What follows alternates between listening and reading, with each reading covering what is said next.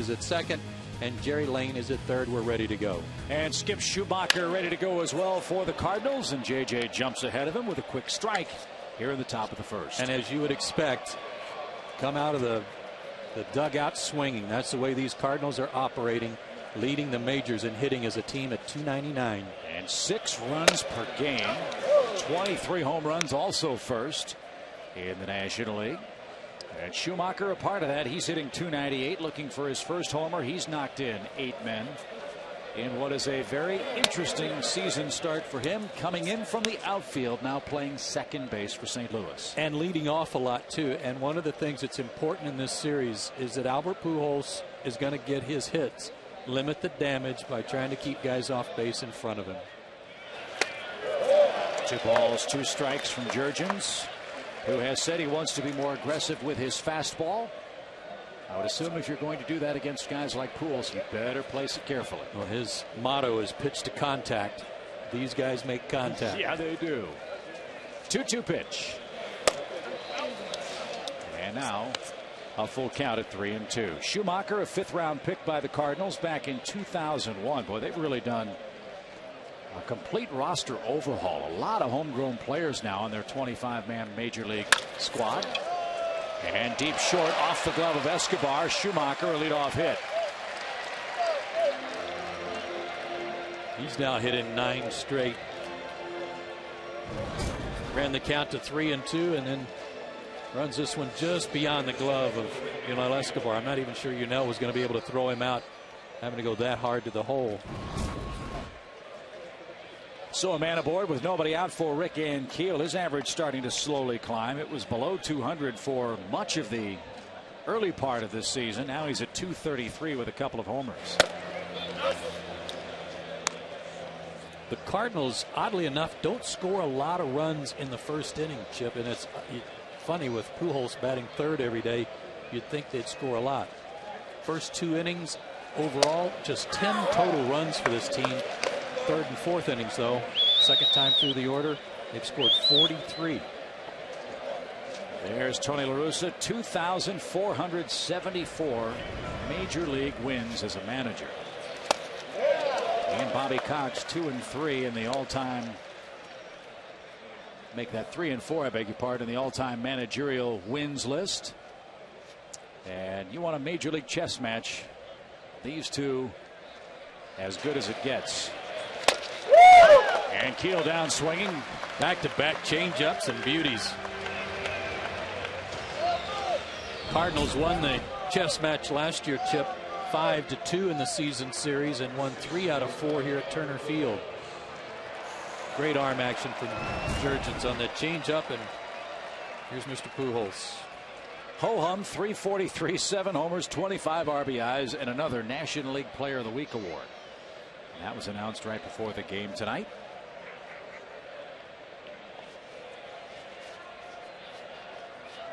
It was so interesting reading the comments in the Atlanta newspapers preparing for this series when Chipper Jones was asked who is a more dangerous hitter, Albert Pujols or Barry Bonds, and Chipper said it's Pujols. He doesn't walk like Barry Bonds was walked at the end of Barry's career, where he was getting 150 walks a year. Right. But Barry didn't have anybody hitting behind him. You know, in those years, I mean, Ray Durham sometimes was hitting behind him. So with Ludwig behind him now, it creates a lot of problems for teams. They got to pitch to him. But what Chipper was also saying was, while Barry Bonds would never ever concede his strike zone and swing at a pitch, a ball off the plate, Pujols can take the score into account and do damage on a ball that's not a strike. And he's right on top of the plate here and fouls that into Ross's glove, 1-2. He's just 29 years old, a .334 career batting average already. Now look at this. He's just taking practice swings and has the outside corner covered, but he can go out where Ross is and still cover it. So how do you pitch him? You can't get it past him inside, right? You can't. No, he's too strong, and he can rake anything down and in. You have to change speeds. You have to change locations. And from one at bat to the other, you can't pitch in any pattern. And he's almost impossible to strike out, too. Albert struck out just 4 times so far in the first ridiculous? 3 weeks of the year. Tied for first in homers and the second toughest to strike out in the National League. Those two don't normally go together. Not in this era of baseball, that's for sure. But there's a strikeout. Jurgens blew it right by, and Pujols asks Tony Randazzo, was it a strike at which he swung? And the answer was yes. Looked like a slider. No, fastball. Fastball just from this angle. I'm glad Tony Randazzo is going to give him that one tonight because that looked a little off the plate. Good hard stuff away, and he couldn't catch up. Maybe Albert asked, was it a fastball? Maybe. I'm not sure it was a strike, but JJ will take it. Here's Ludwig. And a swinging strike. Might remember there was a lot of talk this offseason about a potential trade between the Braves and Cardinals, and the name of Ludwig and Kelly Johnson was bandied about.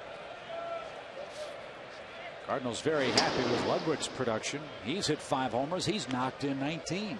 After last season when he hit .299, 37 homers, 113 driven in. That's pretty good production protecting Albert Pujols. And there's a rocket hit to left. Brandon Jones will play that on a big bounce. And Ludwig a rope. They're 2 on with 2 outs for Chris Duncan.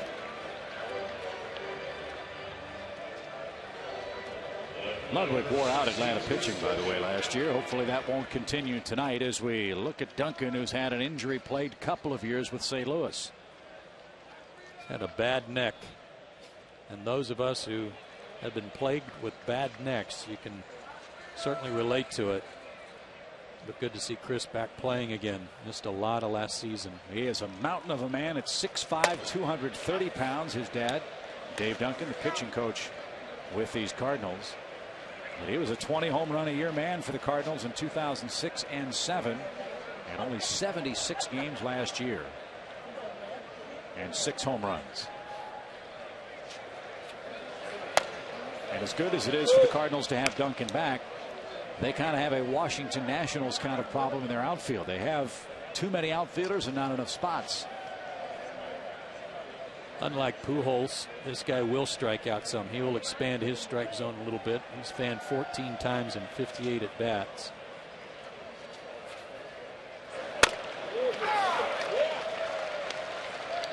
.2-0 changeup. That was nice.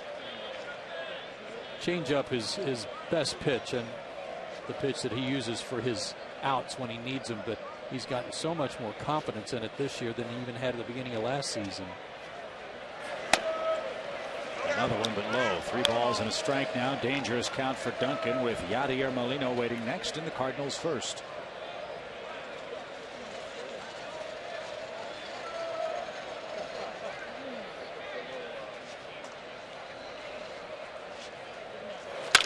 Line drive left field. Brandon Jones plays it on a hop. Around third, Schumacher. Throw is too high to be cut off. Duncan on his way to second safely. 1-0 St. Louis. So a very rare first inning run for the Cardinals. And they lead 1-0 on Duncan's 13th RBI of the year. Sharply hit, got to Brandon Jones quickly. And he made a strong throw, but he overthrows the cutoff man. He airmails it over Chipper's head. Otherwise, they'd have been able to cut it off and get an out and end the inning. So the first run given up by Jurgens in a first inning this year, and the Cardinals have 2 more in place for red-hot Yadier Molina, who has a 10-game hitting streak. And he's late with strike 1.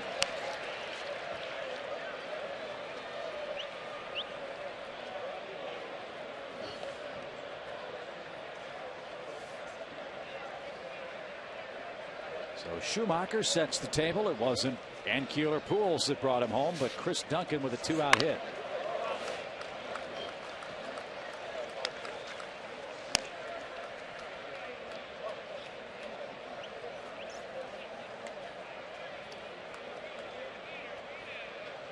A couple of strikeouts in the inning, but having to throw a couple of extra pitches here after the overthrow of the cutoff man. And hopefully no more damage. Fisted in the middle of the infield. Yunel Escobar drifts back, and the inning is over. A run on 3 hits, 26 pitches for Jurgens in the opening frame at home.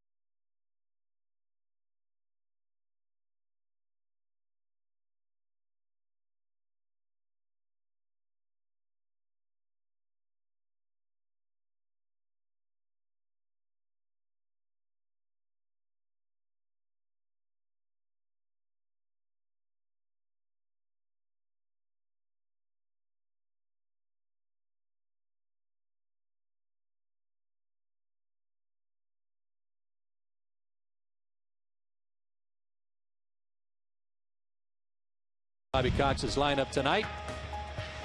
Top of the order, Kelly Johnson, Yunel Escobar, and Chipper Jones. Yunel Escobar had a good series in Cincinnati.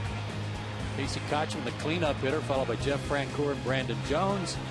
David Ross, Jordan Schaefer, Jair Jurgens round the order out against right-hander Joel Pinheiro. 3-0, 4.12 ERA. He's given up a lot of hits. 23 and 19 and 2/3 innings, but very few walks. He also doesn't strike out many guys, as you see. Just 5 strikeouts and a 307 average against him indicates he's pitching to a little contact, but he's getting a ton of run support. Here's the defense behind him. Their outfield tonight: Duncan, Ankiel, and Ludwig from left to right. Third to first, Joe Thurston, Brendan Ryan, Skip Schumacher, and Albert Pujols. And the winner of the Rawlings Gold Glove last year for catchers, Yadier Molina, doing the catching. Might be the only guy that wins one this year for the Cardinals, too. They've already been guilty of 20 errors, which is most unlike a Tony La Russa club. That certainly won't help a guy like Pinheiro, who relies on contact and a lot of ground ball outs. Now 4 errors already by Pujols, and that's a high number for him. Kelly Johnson starts it off, lifts a soft fly ball down the left field line, out of play, and it's 0-2. And this is a problem that plagued Kelly on the trip, huh? He drew some walks, but he was 4 for 31 on the road trip, and that's not to say that he didn't hit some balls hard. He did, and in Cincinnati, he hit some balls hard right at people for outs. But he's been hitting the ball in the air quite a bit.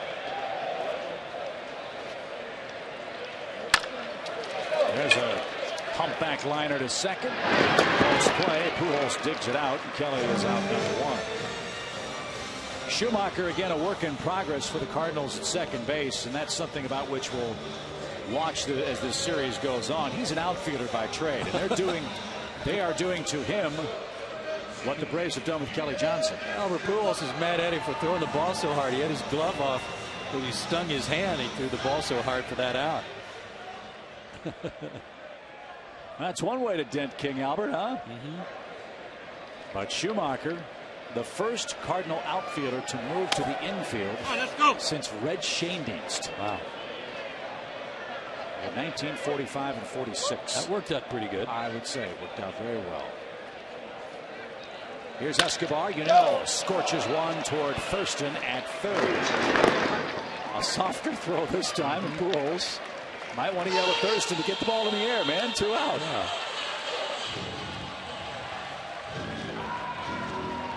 But so far for Pinheiro, exactly what he wanted. Contact early in the count. Ball on the ground in the infield. Quick outs. That always helps later in the game. Chipper had a good day yesterday. A couple of singles and a double and a losing cause. He had 3 of the Braves' 10 hits yesterday. How's the thumb? Better. Not 100% yet, but it's better, and he's been taking a lot more aggressive swings left-handed, not really concerned about what might happen.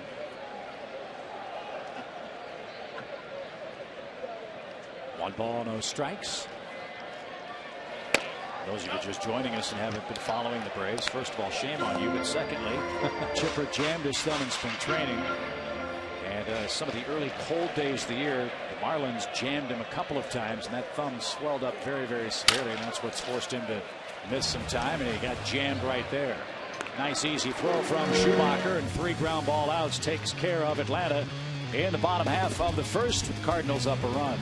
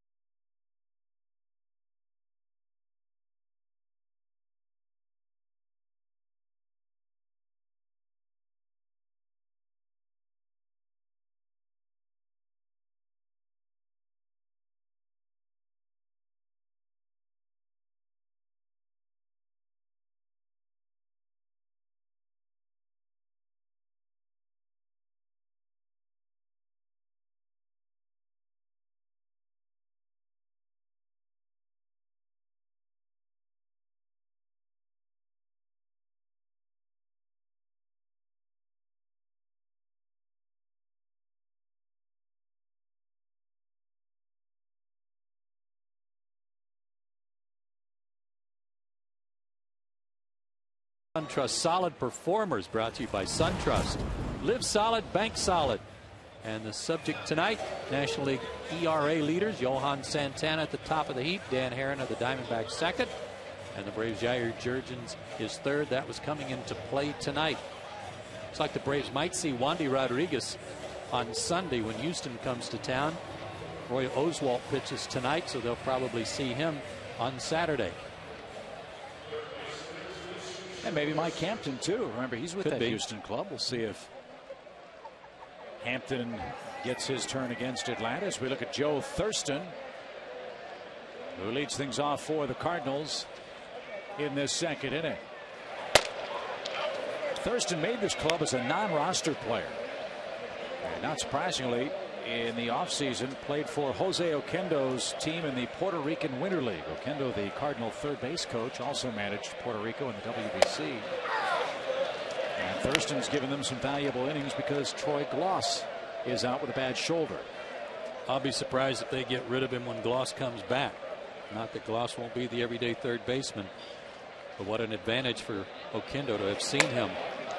This guy was the Dodgers minor league player of the year back in 2000. And in one year in the minor leagues at Vegas in 2002, he had 196 hits. That's almost impossible to get close to 200 hits in the minor leagues. And not see a lot of major league time. Yeah. And last year he was in Pawtucket with the Red Sox and led the International League in hits with 160. But there you can understand why he wouldn't get a call up. They had Pedroia, who's the MVP. They had Lowell. Here he is with the Cardinals, already 11 RBIs this year, hitting a robust .326. Bottom line is he can hit. Yeah. He's hit at every level. And he's getting an opportunity finally right here.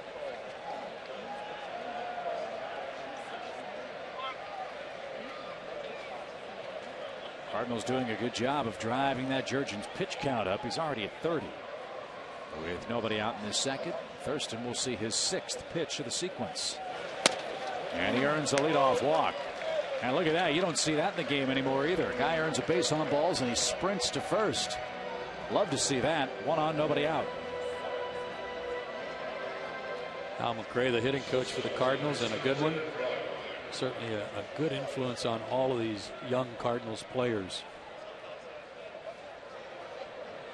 Here's Brendan Ryan getting the start at shortstop tonight. Khalil Green, whom they acquired from San Diego, getting an evening off. Ryan, another scrappy little guy with a .286 average. Nothing against Brendan Ryan, but I like watching Khalil Green play, so I'm a little disappointed. I'm sure some of his family and friends from Simpsonville, South Carolina, are disappointed too, because you know they're down here. You just wanted to say Simpson. Probably. There's Khalil from Key West, Florida. Played high school baseball down there. The Key West Conks is the name of the high school. 1 ball, no strikes. Green's got some power too. He can conk the ball out of the park. And Ross asks for and gets time as Jurgens falls behind another hitter.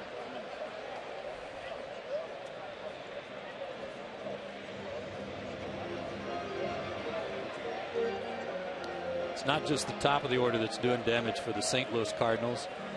Everybody up and down their lineup is contributing. And how about this?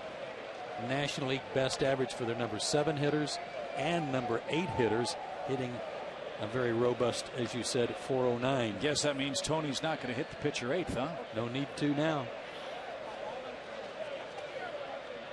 There's a strike, 2 balls and a strike. Count to Ryan. A little hard to see right now on the mound and at first base because of the sun coming through the stadium. A little glare on Jurgens' face.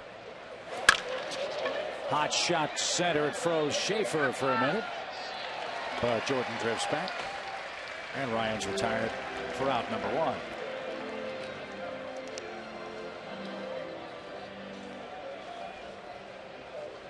So there's the first out of the second. Here's Pinheiro. Pinheiro, 143 hitter.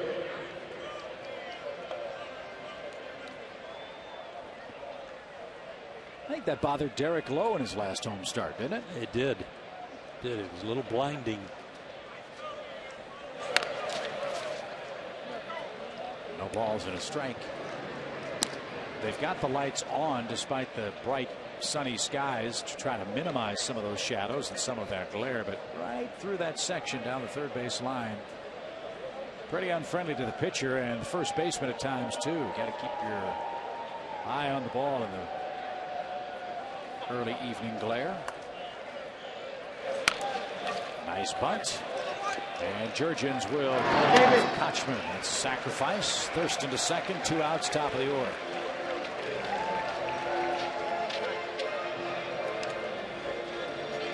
Second sacrifice for Pinheiro, and Schumacher another shot here. Now you had a chance to talk to Tony La Russa before the ball game, and he likes his team. Likes his team a lot. This is a club that, if healthy, I think is going to be a very dangerous team, and Tony thinks so too. Right now they're not. I mean, Gloss is out. Chris Carpenter is a big loss for them. But the one thing that Tony has said about this team and the team that he had last year, they play hard for 9 innings. There's no give in these guys. And I think some of that stems from what you talked about. Their guy at first base, Albert Pujols, is the leader of this team. He demands that excellence. Tony La Russa certainly does, but guys like Ryan and Thurston, guys that had to battle just to get to the big leagues, and they know how hard it is to stay here, and they want to stay here, so they play even harder. Yeah, they don't feel a sense of entitlement. No. They're actually appreciative of the opportunity and want to do well. They want to keep playing. And everybody said the Cubs are just going to walk away with the National League Central. They won 97 games last year, but Cubs just dropped 2 out of 3 to the Cardinals in St. Louis. Good pitch. A couple of fastballs, one to the outside corner, one to the inside corner. A good time for the changeup. Well, all these Cardinals right on top of the plate. And it was the change, but he missed with it. Full count, 3-2 with 2 outs. 1-0 St. Louis. A first inning run scored by the man at the plate, Skip Schumacher.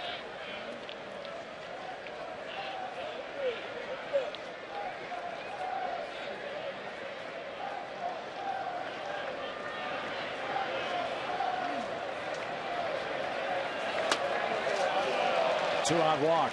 Second of the inning and second of the game, and Keel's coming up. One of the things in talking to Hal McRae about his approach and helping these hitters is, he said before, you always want to get a good pitch to hit, and it might well be the very first pitch. He doesn't like to have hitters take pitches and wait to see if they're going to get another good one. And Keel jumps the first pitch and rolls it up the middle. Here comes Thurston around to score. Heading to third is Schumacher. It's 2-0 St. Louis. I kind of wish they would wait a pitch or two after this result. Well, the 2 walks set this up. And walks were something that plagued Jurgens his first couple of starts. But as he said, you know, sometimes you pitch ugly and win, and sometimes you pitch good and lose. But the walks cost him here. And it's 2-0. And now you have to face Pujols with 2 men on, which is never a good idea. Jurgens struck him out with a fastball that appeared off the plate. Albert swung through it. And he takes the ball low. Hit a couple of balls against the Cubs that he said were the hardest balls he ever hit. One of them a grand slam that landed 5 rows from the top of the ballpark above the bullpens in St. Louis. So he almost hit it out of the stadium. Well, again, he's not the guy you want to have beat you. They already lead 2-0. You don't want to risk falling 5 runs behind, but that's where Ludwig comes in. Here's that grand slam you were talking about. Love the reaction of Soto behind the plate. Yeah. Crushed. 3-0 green light, and he hit it up the elevator shaft. There's a break. Drifting out Escobar. Schaefer calls him off. And the side is retired. St. Louis adds a run. A leadoff walk comes home to roost for the Redbirds here in the second inning.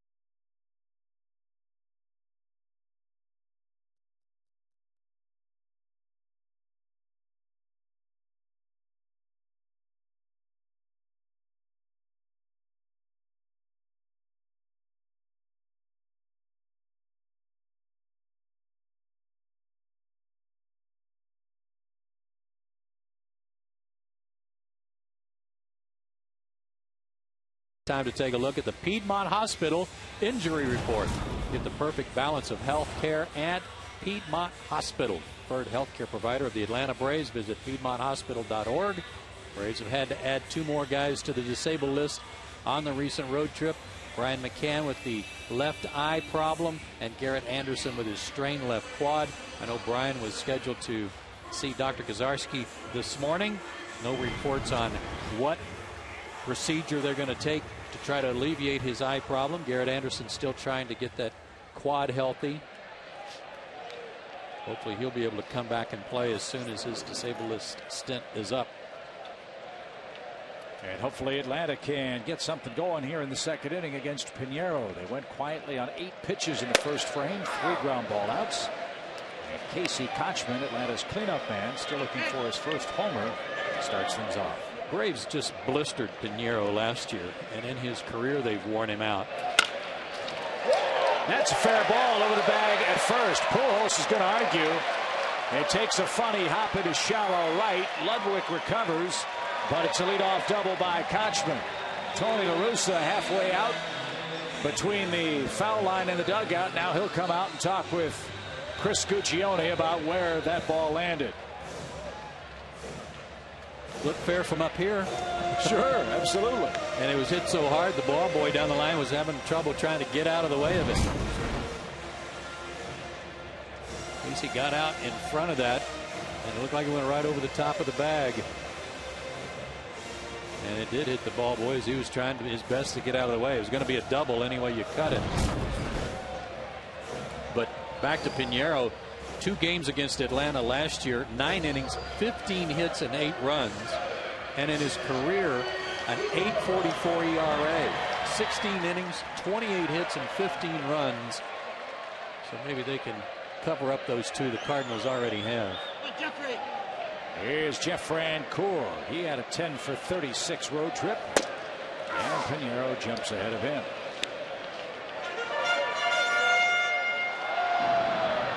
Most encouraging thing about Francoeur's stat line, just 6 strikeouts.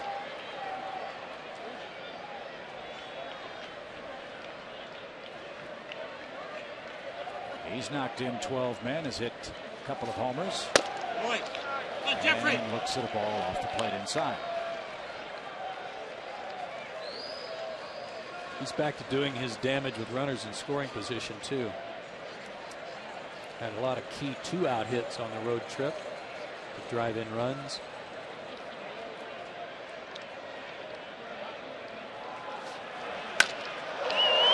Right center field, tailing away from Ankiel. He charges and has one of the best arms in the National League, so you don't run on him. And Francoeur flies out for the first out in the second inning.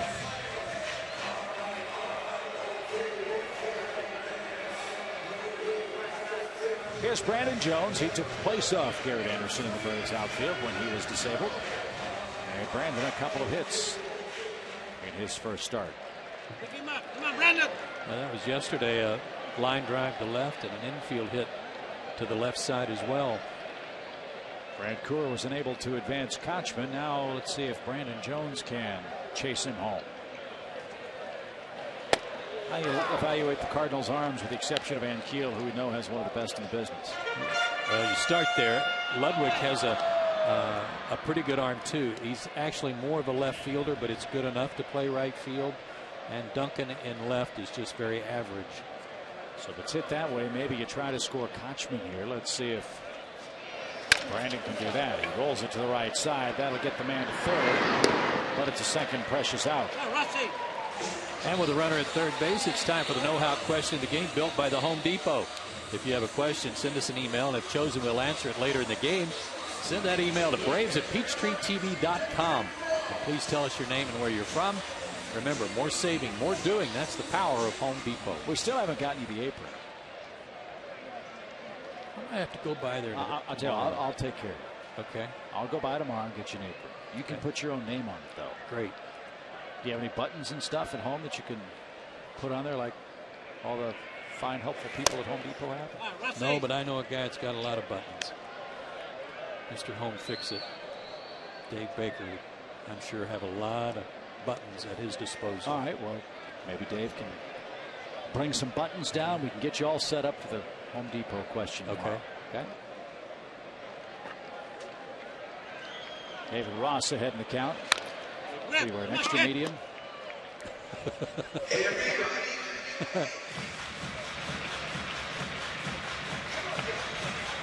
Pinheiro, fastball is upper 80s. Might hit 90 once in a while if he really humped up on a four-seamer.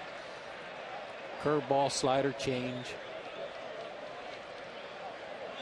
Again, not a strikeout pitcher, not overpowering. Needs you to hit it at people. And for a while, he was kind of on the Derek Lowe program with the Red Sox. Remember, starting pitcher in Seattle, then went to Boston. They put him in the bullpen. That didn't work very well.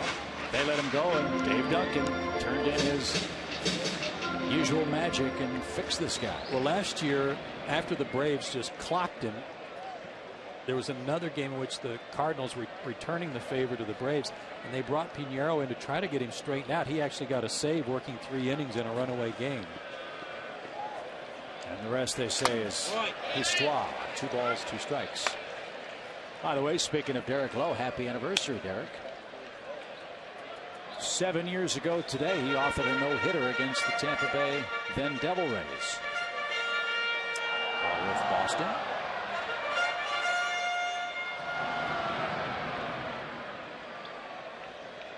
And boy, was he good in his last start.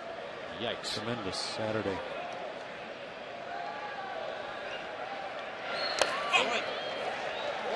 You have to really hunt and peck for some starts that you would rate below average for this Braves rotation. There have been a couple, but by and large, it's been really good. And there's Brian McCann next to him. So good to see Brian at the ballpark. I looked for him today to get an update on his visit to the eye doctor, but couldn't locate him. But I'm glad to see him here. Rifled into right center field. Ankiel's not getting that.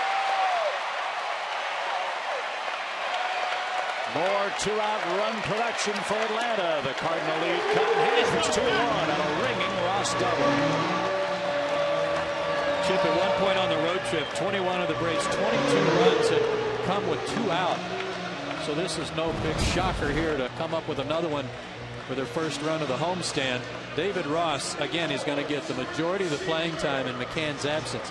He's a big, strong guy. We've talked about his power that he showed when he was with Cincinnati. He's going to hit some home runs. He's going to drive in some runs. Big 47. Yeah. To 32, the number of runs scored with 2 outs and with less than 2 outs. And now Schaefer hitting 8th in front of Jair Jurgens with 2 outs. Let's see if the Cardinals give him much to hit. You know, Tony La Russa loves to go after number 8 hitters and end innings so he can start the next inning with the opposing pitcher.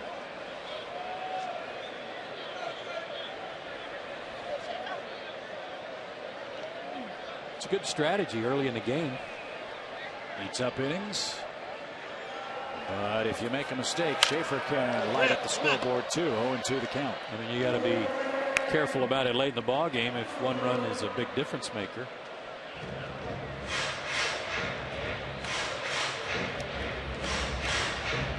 Kochman doubled over the first base bag to start the inning. Ross doubled to right center with 2 outs, and he stands there now, and Jordan in an 0-2 hole.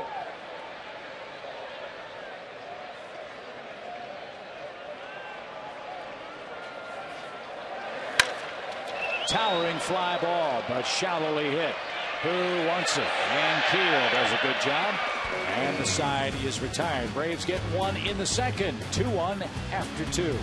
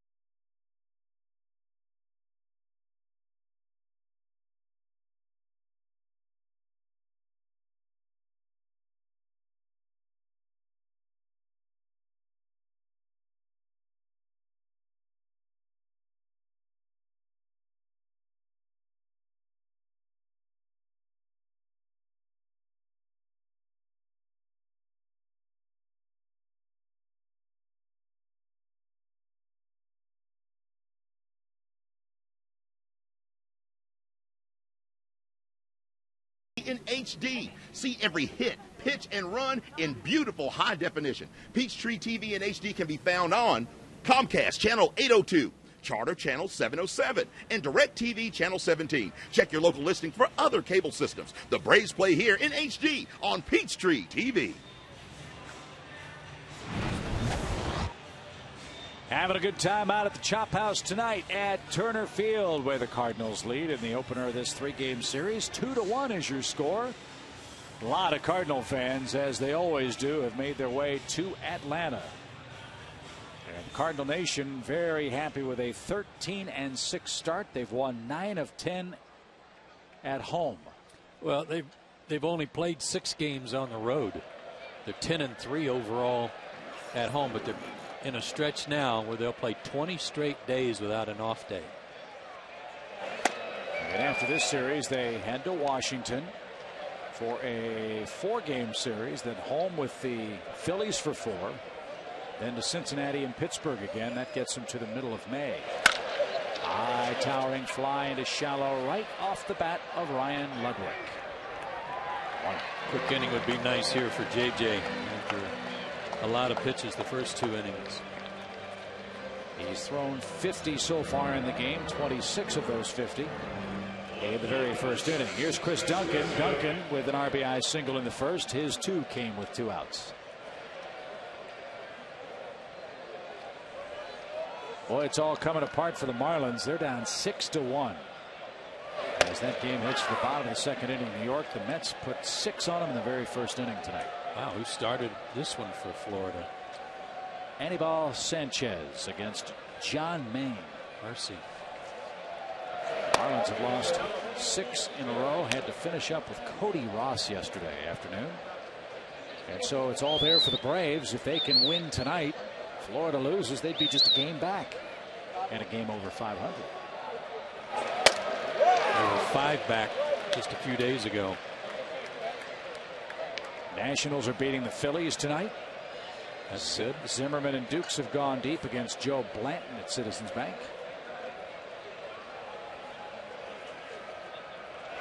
That game's not over till the final out. Well, the Phillies come back late. Yeah, they do. But you know what?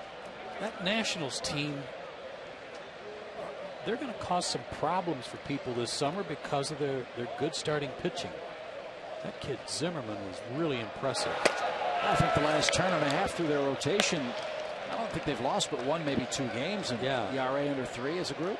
Yeah, they've got the start of a pretty good rotation there, and they've got the first pick in the draft. And if they go get that kid from San Diego Strasburg, yeah. Smoked into center by Duncan. Schaefer on his horse, reaches up and hauls it in. Giddy up, Jordan. Good play. Terrific play on a ball that just jumped off Duncan's bat. Watch this thing take off. It was low, hit right at him. Hard to judge, but a good jump by Jordan.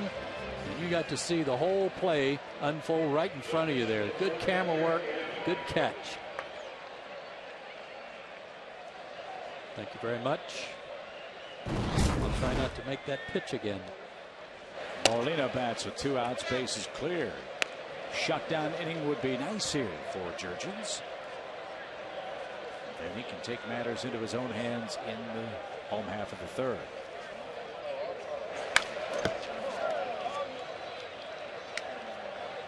Astros and Reds, no score. That game is in the bottom of the 3rd inning. Cueto against Oswalt. There'll be some strikeouts in that ball game tonight. Pittsburgh's in Milwaukee. The Pirates 11-7 on the year. 2nd best ERA in the league, as we told you. San Diego in Colorado tonight. Cubs visit Arizona. Dodgers and Giants. Yet again, that's Wolf and Zito, who despite going 0-2, his ERA at 5.63, but pitching a whole lot better for that Giants club.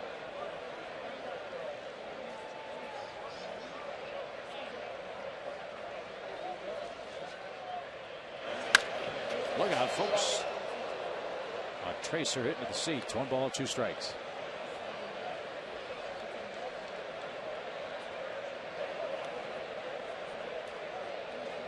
Yadier, one of the catching Molinas. Benji, Jose, and Yadier Molina, all big league backstops.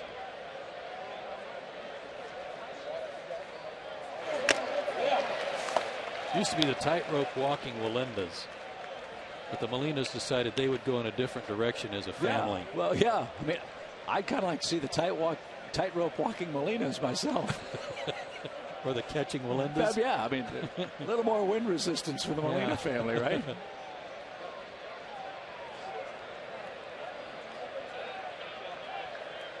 Well, this kid's some kind of hitter. Hit over 300 last year. You mentioned the Gold Glove. He pokes that ball, and Jordan wisely didn't try to dive. Played it on the hop. Give him what they earned, Jordan. A 2-out hit to Molina. He wanted to dive for it, though, didn't he? He was getting set to lay out for it, and then thought better of it, because with 2 outs, you don't want the ball getting by you. And he wasn't going to catch it. It was sinking too quickly. So made the right play again. And right there, backed off. Yeah, Molina last year, like Pujols, wore the Braves out. He was 14 for 28, a 500 average last year, 1 for 2 tonight. He's hitting 11 straight. Here's Thurston. Joe walked, sprinted to first, and sprinted around on an Ankiel hit with 2 outs in the second.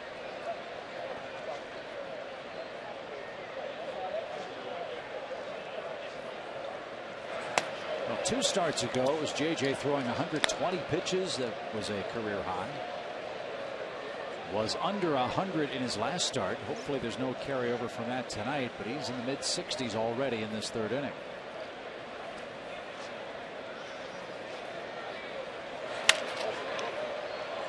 Dominated the Pirates, gave up only 1 run, left trailing 1-0. Braves eventually lost that game 3-0, and then pitched into the 8th inning against Washington. Did not give up a run, but neither did the Nationals until Atlanta scored on the bases loaded walk in the 9th. So we got no decision. Sometimes it's not how you pitch, but when, right?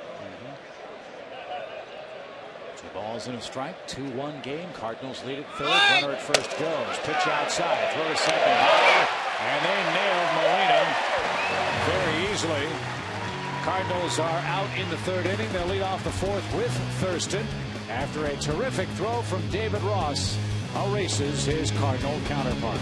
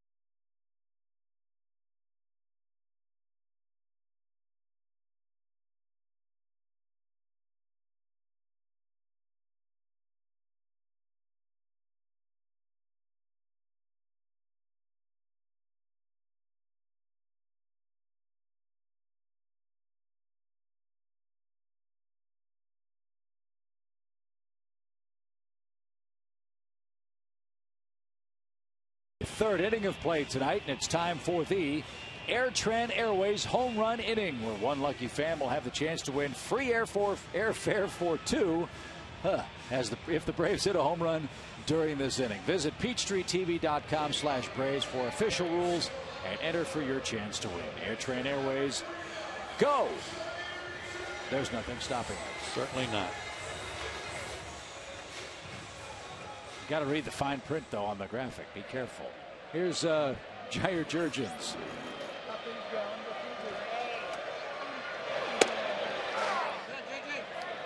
I want to know who the guy is that does the fine print on the radio ads.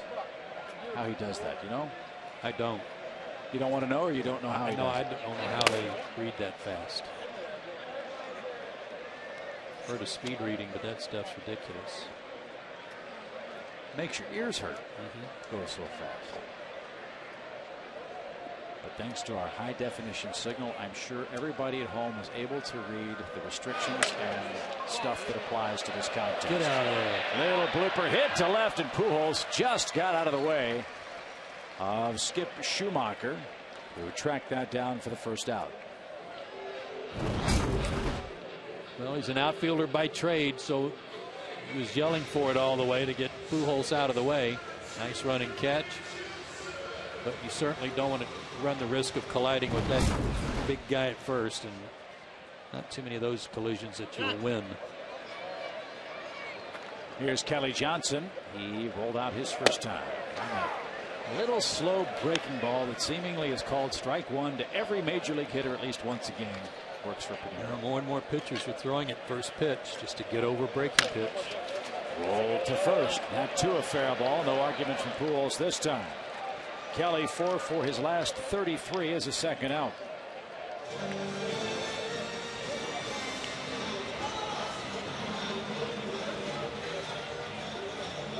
Five ground ball outs. Sorry, Chip. Jurgens seems to be having to work and work and work for his outs, and Pinero is getting outs early in the count.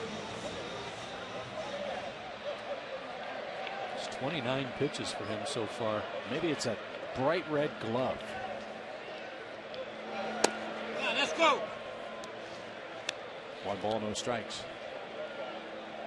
Did you have a Dodger blue or a royal blue glove or a Seattle teal glove in your day? Negative.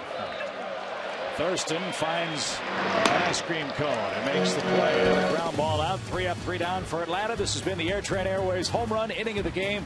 Be sure to register at PeachtreeTV.com/Braves for official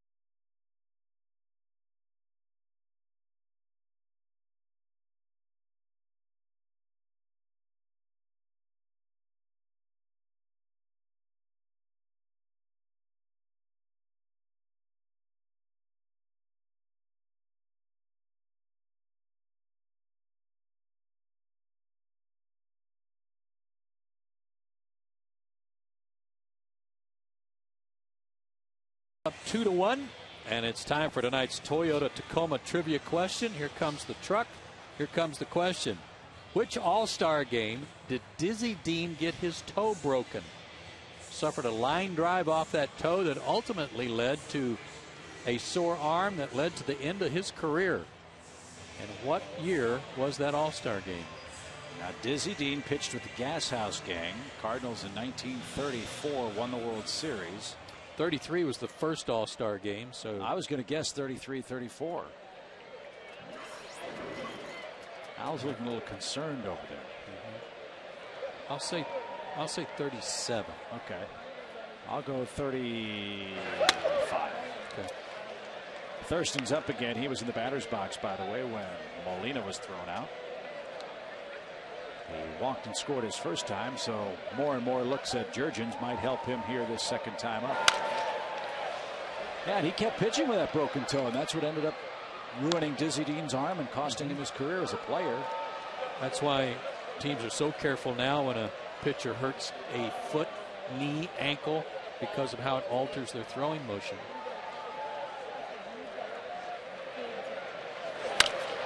He's in the Hall of Fame. Yep.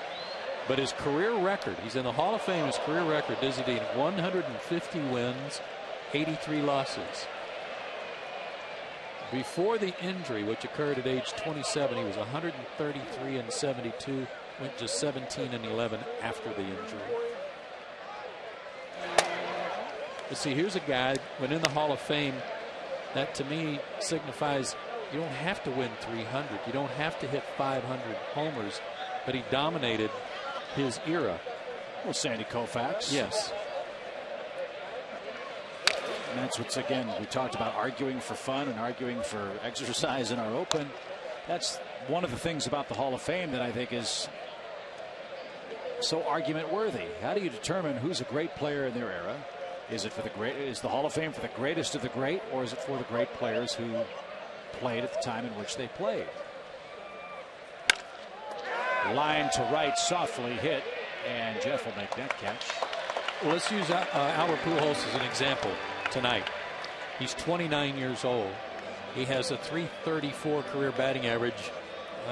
It's actually gone up a point or two with his average right now. .334 average, 326 home runs, an MVP, over 1,000 RBIs now. Gold Glove. He won a batting title. Would that be enough for a Hall of Fame these days? Well, for me, I've always felt that if you're a dominant player in your era, you deserve to be in the Hall of Fame. If any player or any broadcaster watched a game that you played against the Houston Astros, Jeff Bagwell and Craig Biggio were dominant players for 10, 15 years with that Houston club, right? Mm-hmm. Yep. Now you look at their numbers. Biggio held on and got his 3,000 hits. Not sure how many home runs Bagwell finished with. I'll say 400. I don't think he got to 500. No. But still was one of the great defensive first basemen. Big time hitter for that Houston club. MVP. Yep. Toward third, chipper to his left. And then you get to the guys like Burt Blyleven, who's not in. Ron Santo, who's not in. How about a guy like Tommy John, who won a ton of games after he underwent basically guinea pig surgery to save his arm, and the number of people whose careers have been saved because of that courageous surgery and the men who did it for him. You talk about a contribution to baseball. What greater contribution is there than that?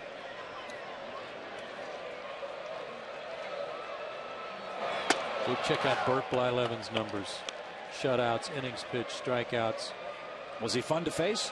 No. No. One of the best curveballs in the history of the game.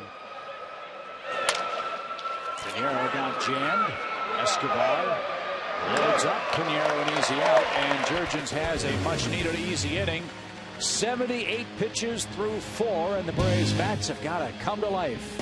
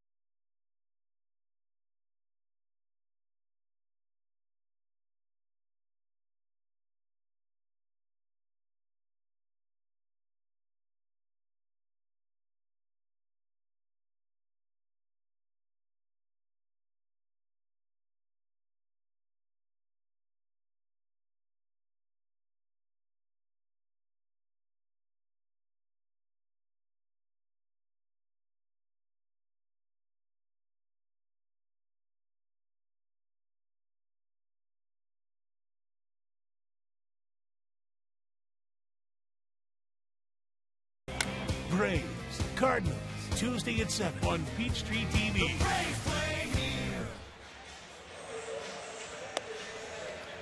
And we go to the bottom half of the fourth inning. Time for the answer to tonight's Toyota Tacoma trivia question. Which All-Star game did Dizzy Dean break his toe, suffer a broken toe that virtually ended his career? I said 37. You said 1935. Yep. Answer is 1937. Earl, the king of Snohomish, Averill, blinded off his toe.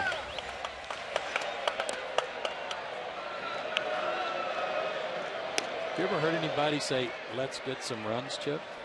Yeah. Usually it's about 3 innings later than now, though. Okay. You know,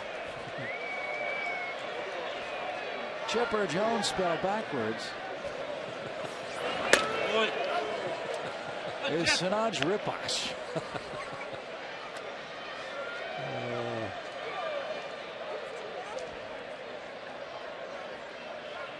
What a treat it is to watch a hitter like this guy and a hitter like Albert Pujols play for 3 days in a row. Yeah. You know, I mean, really. Yeah. Two guys that have done it the right way, and two guys that have raised the art of hitting to the highest level possible. But Pinero's gotten Chipper twice on ground balls to the right side. He's 0 for 2, 1 out. Pinero's getting his share of ground balls. 3 in the first inning, 1 in the second, 2 in the third, and 1 here, and that good sinking action on his fastball. The difference. Casey Kochman spelled backwards. I don't think I want to know. I don't think I can say it without breaking up. Kochman doubled and scored his first time out.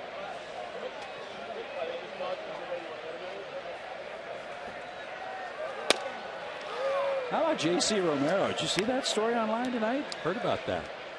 Phillies reliever who's been suspended 50 games for an illegal use of a banned supplement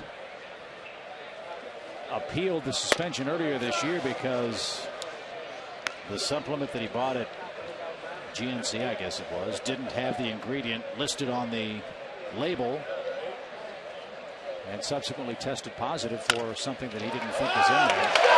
Kochman 2 for 2. Now Romero's suing the supplement maker. For not disclosing that it was in there. Well, I don't blame him then. It wasn't in there. I don't know how you're supposed to know it was in there if it's not listed. That's a law. Does a major league player get paid during their suspension? I would doubt it. So maybe that's what he's suing for. Yeah. Casey's been swinging a hot bat. 2 more hits tonight. He's tough to defend because there's some times where Casey goes out around outside pitches and pulls them. Other times where he hits them to left. Just depends on what he's looking for. You could see why he would be such a good player in Mike Scioscia's offensive system with all the running they like to do. A big guy that can hit and run, makes contact, and have a lot of power. But as you said, tough to defend and can find a lot of holes. Tonight he's found 2 of them. That is on in front of Frank Cooler, who's ahead 2-0. Jeff hit a home run in Cincinnati in that series, straightaway center field. Had a good road trip, 10 for 36 with a homer. But what hopefully will come as he gets more and more comfortable with what he's done is driving the ball. Oh, look at that pick. Look at that double play. Nice. An all or nothing start by Ryan, and Schumacher with as quick a turn as we've seen this year. 1, 2, 3, and out goes Atlanta. Nifty twin killing ends the 4th.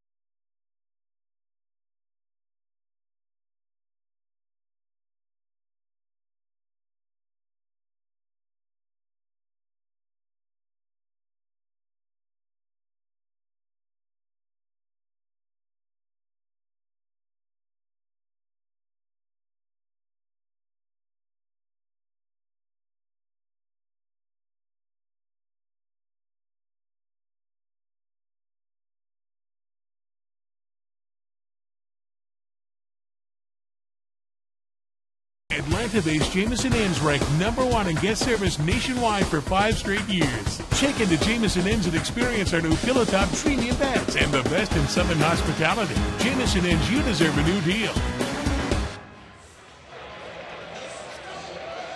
2-1 your score. We head to the top of the 5th inning. Schumacher and Keel and Albert Pujols are coming up for the Cardinals. JJ's given up just 5 hits tonight.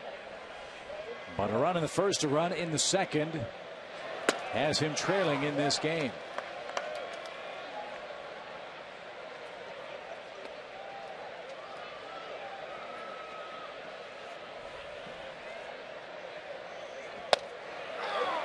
Jurgens used his changeup a lot in the first inning and to good effect, but has gotten away from it until just now. And back-to-back changeups to Schumacher. Hit the other way to Brandon Jones. That worked out okay. Got the out. But boy, that's a good pitch, 0-2 to hit. Too good. So I'm sure Roger McDowell will make note of that in his pitching coach's notebook.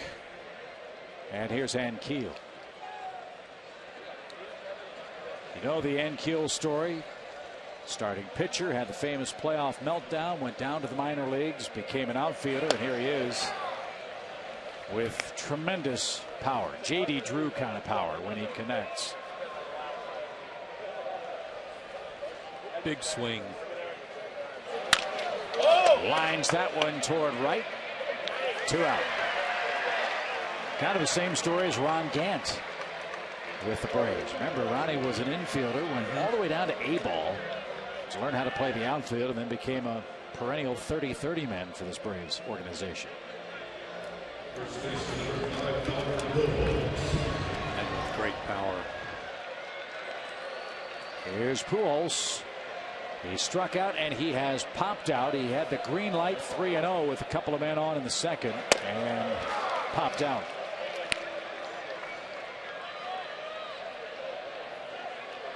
Hal Galima's come up with some numbers for various hitters in the league against the better pitching in the National League. How hitters fare against those good pitchers. And is this a good one? This is a good one. Okay. Yeah, I heard. Against the top 10 National League pitchers in wins. Okay, top 10 pitchers in wins. He had 357 with 5 homers. You'll be okay. Okay, I just want to make sure. 2 balls and a strike. We'll be okay. Yeah. But that's the essence of greatness, isn't it? Yeah, you do your best against the best. Here, I asked Hal to look up some stuff for me today. His career average 334. Wade Boggs won, I think, 7 batting titles. His career average 328. Tony Gwynn 338. George Brett 305.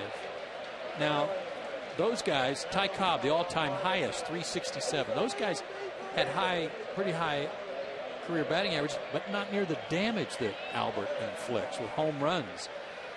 So who do you compare this guy to? Well, the only guys that we really thought compared favorably were Ted Williams, who had a 344 career batting average. Over 500 homers. 500 homers. Missed a lot of time with the service. Pujols aboard with a 2-out hit. And, of course, Hank Aaron. Hank's batting average, career average, 305, so it was quite a bit less than Pujols's is at this point, and of course 755 homers. So those are the only 2 guys we could come up with. So as Tony La Russa has been saying, you got to compare this guy to the all-time greats, not just the best hitter today, but the all-time greats. And the thing about Pujols is, as we've said maybe in a couple of different ways, he doesn't just hit home runs. He plays to the scoreboard, Tony La Russa said to me today, better than anybody he's ever seen. And by that we mean, for a guy that can hit 40 home runs, he'll steal a base in a key situation. He's an incredibly instinctive player. Again, we had a play tonight that we didn't replay because the inning came to an end, but Albert Pujols went and covered second base on a relay play instinctively. Yeah, on that shallow pop-up. Yeah. A little scribber. That's going to stay fair for Ross. Gotta hurry. And he got lovely. And the Cardinals are done in the top of the 5th inning. Good ball game tonight in Atlanta. Two good teams facing off for the first time in a one-run game.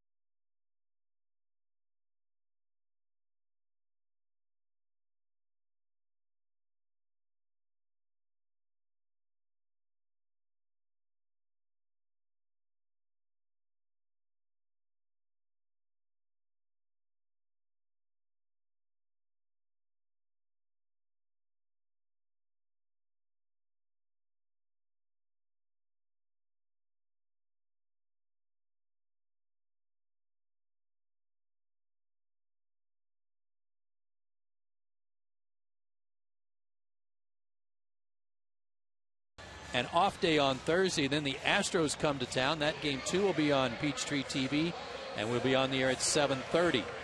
Big Fox will have the game Saturday afternoon, and then on Fox Sports South on Sunday beginning at 1:35. And don't forget all games on Project 961 on the radio dial. Brandon Jones starts off the 5th. Boy, how many times we can maybe revisit that opening graphic that we showed you about this schizophrenic Braves offense. Hot, cold, hot, cold, hot, cold. Tonight a cool night. 1 run, 3 hits. As Jones slices one to Duncan in left. He makes a good running catch. 1 out. Only 44 pitches for Pinheiro with 1 out in the 5th inning tonight. Well, as we said at the beginning also, Chip, he doesn't strike out many, mainly because he doesn't get to deep enough count to strike anybody out. He's around the plate. And I would say every guy that's gone up there tonight has had something good to hit just about every plate appearance. David Ross did last time up. He's the man that's doubled home the only Atlanta run in this game. And so going back to our philosophies about how you approach an at-bat, do you jump on the first good pitch you see, or do you try to work the count against Pinheiro? I think he's the kind of guy that's apt to make mistakes. You know, he's not going to blow you away, so in his effort to kind of nibble and pick, he's more likely to make a mistake than a guy who's just rearing back and fogging all the time. So if that's the case, the deeper you go in the count, the better chance you've got to be making a mistake. But Dave Duncan, one of the best pitching coaches in baseball, a very thick binder. Ryan got a good hop. What a play. That was Ozzie Smith-like there, folks. He's a big guy, too. Big, lanky guy. Khalil Green's been scuffling a little bit at the plate, so he's getting the night off. And Brendan Ryan's making the most of it. And with his glove, you can see why he's in there. Good arm, too. Good play. A couple of big league plays by the Cardinals shortstop the last 2 innings. Wow. 2 outs. Even Pinheiro applauds that effort. And here's Jordan Schaefer, who flied out his first time up. Again, we told you, Tony La Russa described his team defensively as a very aggressive club. They go after everything. They will make their share of errors as a result of that aggressive work. But they'll also turn in some highlight reel kind of efforts. Ryan 6'2", 195.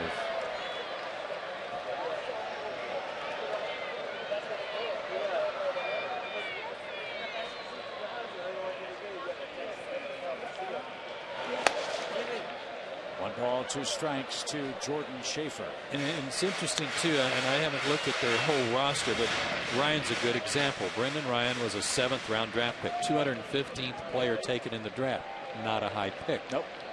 Albert Pujols is the poster child for not being a high pick. And as if on cue, Pujols flips to the pitcher covering, close play. And Pinheiro may have jammed his ankle making that play at first base, but he's got a perfect 5th under his belt, and he's got a 2-1 lead going to the 6th.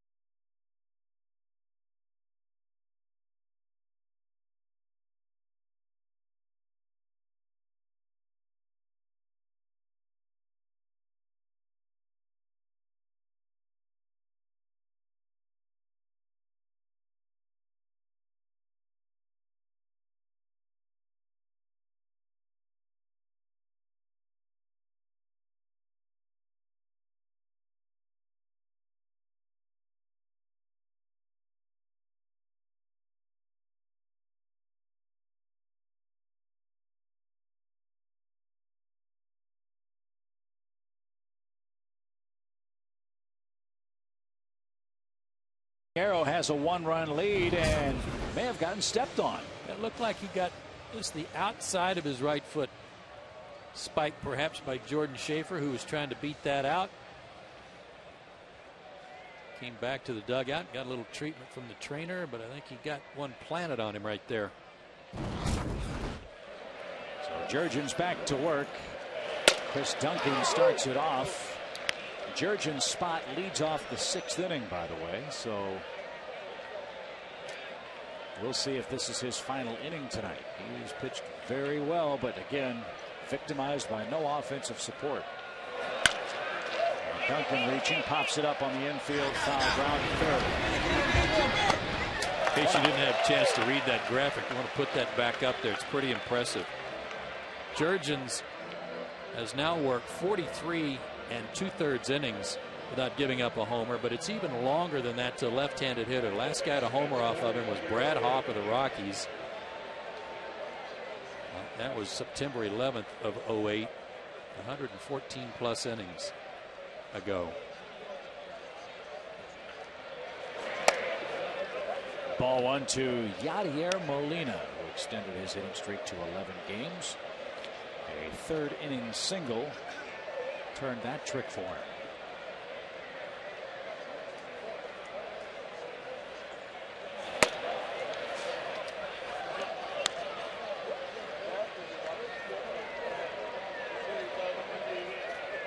CC Sabathia and Justin Verlander have a duel going tonight. 1-0 Tigers in the 6th as they square off with the Yankees, who are just swept by the Red Sox. It was pretty funny watching Ellsbury steal home last night, wasn't it? Stumbling his way to home got plate. snipered at the plate, didn't he? The little man in the batter's box tripped him up. Yeah. Ground ball to short.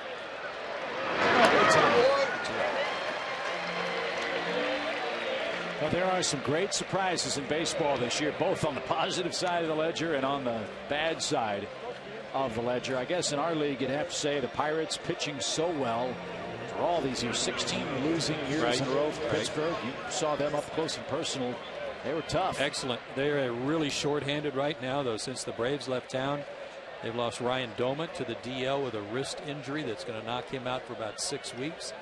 They had to put Jack Wilson on the disabled list, their shortstop, and their good center fielder, Nate McLeod, missed all weekend with a ribcage injury. They don't know how long he'll miss. So they're middle of their defense a little gutted right now, and they need those guys. Pittsburgh at the top of the league, just ahead of St. Louis and Atlanta. The other big surprise, I think, is San Diego. Many thought they'd lose 120 games. They're 10-8, and they're knocking at the door in the National League West. Yeah, if it weren't for the great start by the Dodgers, they'd be at the top. Yeah. I think the Dodgers have been surprising just in how well they played and pitched. Thurston tries to bunt. And Jurgens takes care of that. He's right around 100 pitches. In fact, he's one shy at 99, and one shy are the Braves on the scoreboard tonight.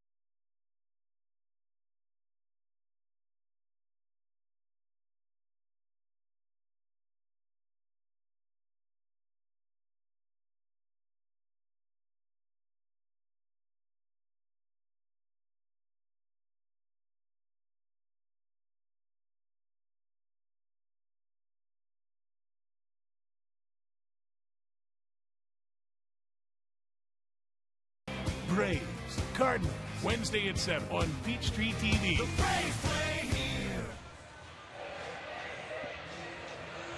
Beautiful night in Atlanta. Let's see if the Braves bats can do some damage here in the 6th inning. The pitcher spot, Jurgens is due first. And after 99 pitches, 6 innings, 6 hits, and 2 runs, looks like JJ's coming out of the game as Omar Infante is coming to the plate to pinch hit. Well, you get to this stage of the ball game, and it's another quality start for a Braves starter. But you get to the Cardinals' 7th inning, you start thinking about Moylan and then Soriano and Gonzalez. But for Jair Jurgens, he's about to sue his own team for lack of support here. No runs in Pittsburgh. Yep. No runs of support while he was in there in Washington, and just 1 run tonight. So 2 runs total, 1 while he was in the game in his last 20 2/3 innings, covering 3 starts. 6 innings, 6 hits, 2 runs, 2 walks, 2 strikeouts, and then Infante starts with a ball.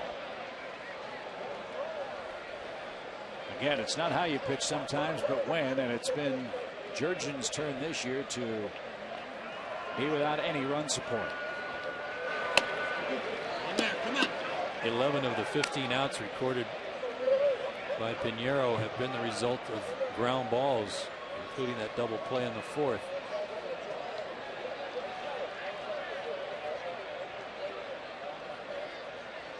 This is a guy, again, that the Braves really raked over the coals last year. So they grab the lead. They can still make a winner of Jurgens, and they've got the men up there that can do it. Infante, Johnson, Escobar, the first 3 on the lineup card here in the 6th inning.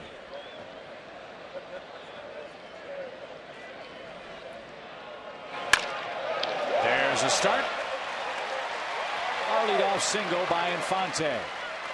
Doesn't matter what day, doesn't matter what time of day, doesn't matter who's pitching, left or right, starting or pinch hitting, Omar Infante is always ready to play.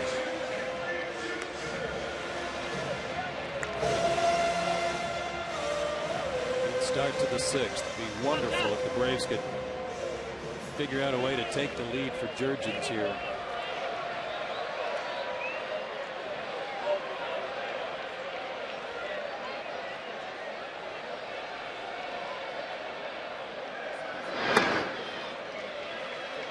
Kelly, however, 0 for 2. He's rolled over the ball twice, once to second, once to Pujols at first.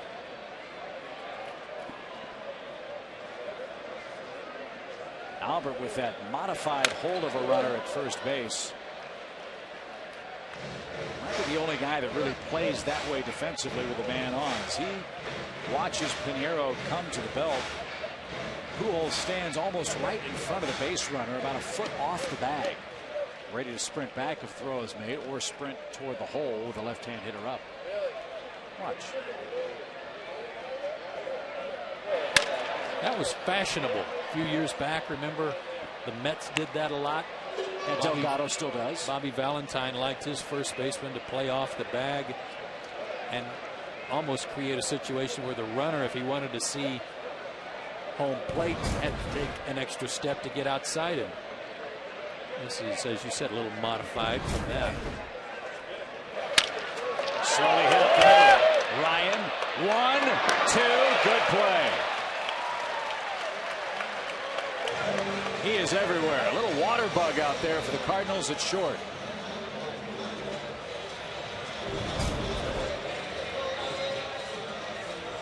Hit right off the end of the bat. And with the Cardinals playing for a double play up the middle, not far to go for Brendan Ryan. Made that look easy.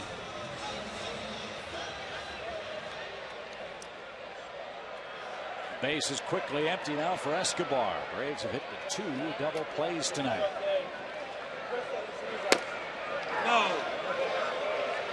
Escobar didn't think so. You hear Bobby Cox disagree too. Thanks to the great audio work from Jim Budka. No argument that time. 0-2.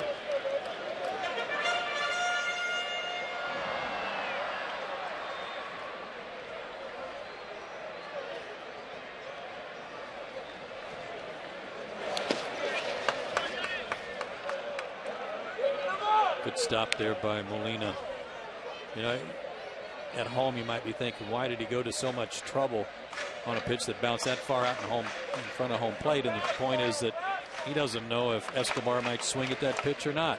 And if he does, he's got to block it to keep him from having the chance to advance to first on a missed swing. Slow rolling play to the right side. Loads up, and Escobar legs out a hit. I think Pinheiro's the only guy that could have even attempted that play, and he did a good job to make it as close as it was. Yeah, nobody else close to it. And a hard play to make for the pitcher who has all of his momentum going to the third base line to try to get anything on the throw. So a very nice swinging bunt for Yunel Escobar. Good call by Chris Guccione. One swing of the bat could turn the game around.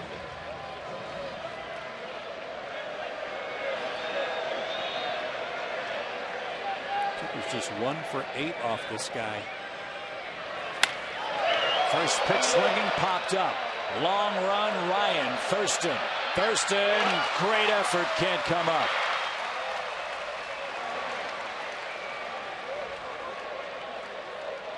Chris Duncan is a big, lumbery, strong left fielder. He doesn't have any speed to speak of. This was all on Thurston or Ryan. And with Ryan played up the middle a little bit, Thurston had too far to go, had a bad angle, almost came up with it anyway. I'm amazed at how far he got down the line, man. It's good 50 yards. Look at this defensive setup, though, for Chipper. He's not playing his normal third base position. Look how far off the line he is. Not expecting Chipper to hit the ball down the third base line. probably a good defensive setup. He rarely does go that way left-handed.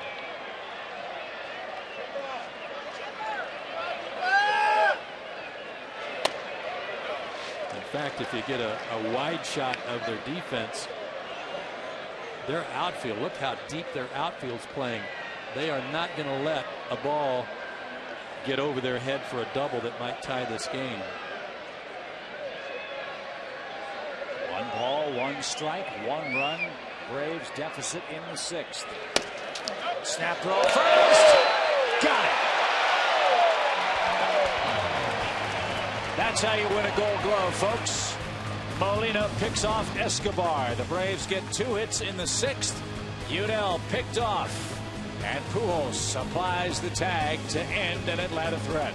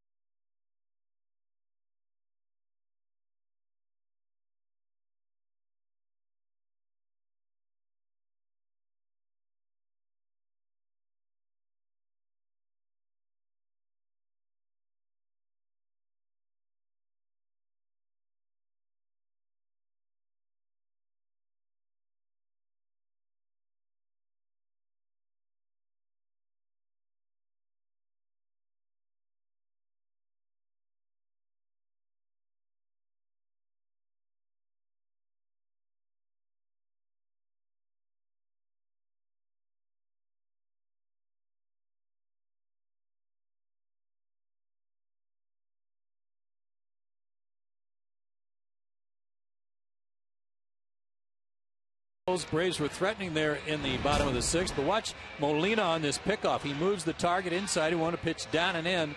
That put him in great position to spin and throw. And watch now as Escobar has to go around Pujols' foot. Talked about Albert being off the bag when he was holding him on. Didn't step in front of him, but that's a big body to have to go around to try to get back to the bag. Great throw by Molina. Excellent pickoff. Could that have been a set play from the Cardinals, sure, looking at the way Molina initiated his setup? Sure could have. With respect to Pujols, he's not that far off the bag. He probably didn't need to be alerted anyway, but it could have been something that was in Molina's mind that if we get this pitch down and in, I'm going to try to get him. So Omar Infante, who pinch hit for Jurgen, stays in the game at second base, and Peter Moylan now on for Atlanta to face Brendan Ryan, who's been everywhere tonight. 0 for 2 at the plate, but a couple of terrific plays at shortstop. Well, year after year, the Cardinals have themselves some shortstops, don't they? Man. Well, there are a lot of organizations, and I know the Dodgers used to be this way too, where they felt like when they were scouting high school players especially, that typically the best athlete on the field was the shortstop. Escobar has to load up. Got it. Good play by Unell. And what those teams and organizations do, they draft shortstops, and then they might move those shortstops to other positions because they're such good athletes. That took a rifle throw there. Nice play by the Braves shortstop. Yeah, the Cubs years ago had Sean Dunston playing shortstop for a while there. They considered making him a closer.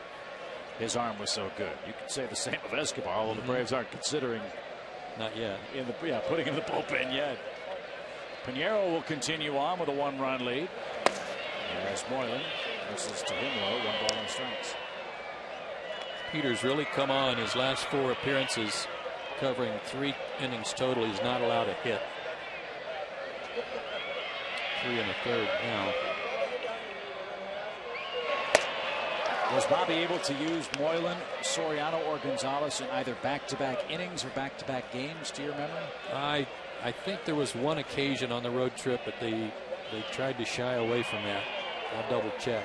All 3 of those men obviously coming off serious arm injury. 2 of them Tommy John, Soriano the nerve transposition surgery. Moylan did not. Soriano did not. Gonzalez did. He came in though just for 1 out.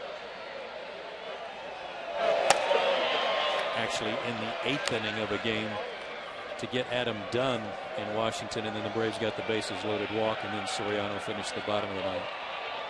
2-2 to Pinheiro, so that makes managing your club even more difficult when you want to send a guy out for more than 1 inning, but because of the concern medically about how far along these guys are from those serious injuries, you really are kind of handcuffed. You are, but it's going to get better as the season goes along and they get stronger. Bobby and Roger are going to be able to do that. Just don't walk the pitcher. But he did.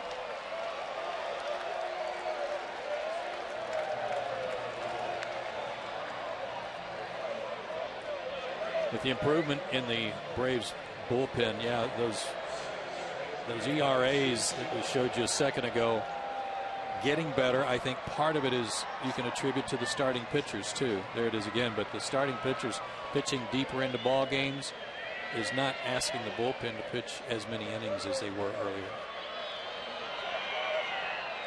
And that makes it very, very tough when your starters are going 7 every day and you've got 6, 7, 8 guys in your bullpen. It's tough to keep everybody on time and fresh if there's not a whole lot of work spread around. Conversely, when your starters go 5 and you're in your pen 3 or 4 times every game, tough to keep somebody fresh because you're in there so frequently. And they wear down quickly. Yep. It's not just the appearances in the game, but getting up and not coming in. That takes a toll too.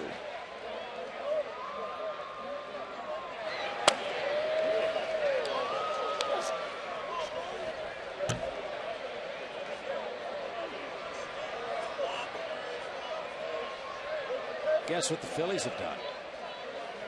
Gee, come from behind. 6-6 in the 6th.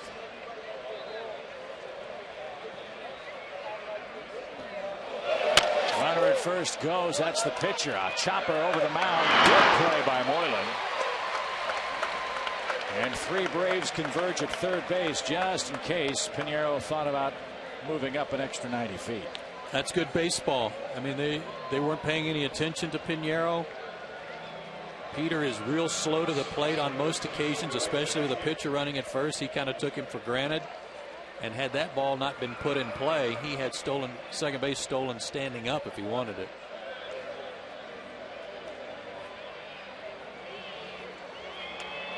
So you've got Ankiel, then Pujols, but with 2 outs. I think they'll probably pitch to Ankiel here. I think that's a pretty good bet.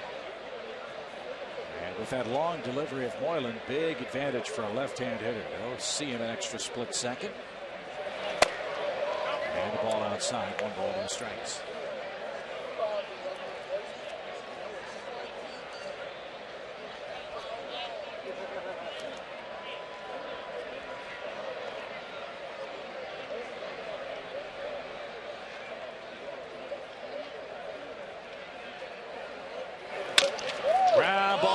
The middle, and you have to pitch to Ankiel. Schaefer loads up, throw to the plate, off the mound.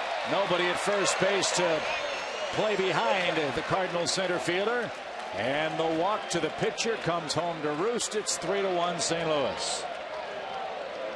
And both of Ankiel's RBIs have been just like that, with 2 outs and bouncers up the middle.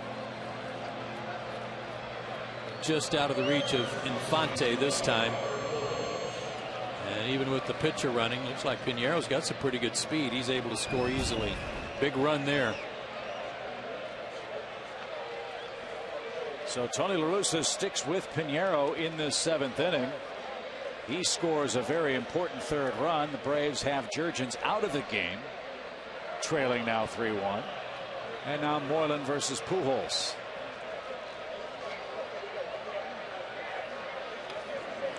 One thing, too, to consider when you're talking about baseball instincts or trying to play smart baseball, a lot of times the batter runner, like Ankiel with 2 out, will try to round first and keep going to second base, trying to get them to cut the throw and get him so that the run scores, so that you ensure the run scores. And Ankiel didn't do that. And you know why?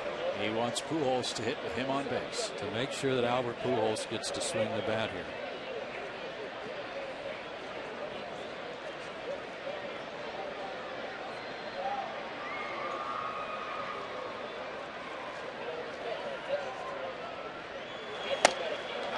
Pitch. This is a game certainly where little things have meant an awful lot, have they not? So far. 2-out walk in the 2nd led to an Ankiel at bat. He drove home the 2nd Cardinal run. Braves walked the pitcher in the 7th with 2 outs. That leads to an Ankiel hit. Cardinals may have had a set defensive play with Pujols with that odd defensive footwork at first base, set up to pick off Escobar. That worked. And Piñeiro with just a sinking fastball has held the Braves to only 5 hits again tonight. Well, back to that pickoff too. It came with Chipper at the plate. Right. And that's the last thing you want to have happen.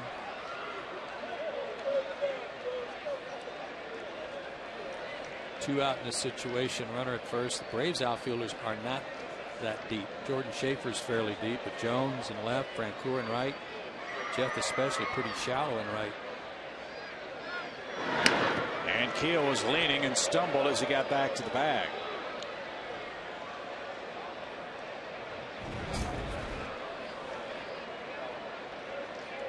Boy, he almost overstepped the base. That would have been a nice pickoff. Leave Pujols at the plate.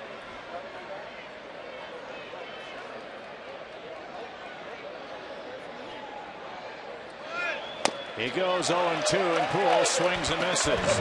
Gamble there. If Ankiel gets thrown out, Pujols leads off the 8th, but no such luck for the Cardinals, who settle for 1 and lead it 3-1 as we stretch at Turner Field.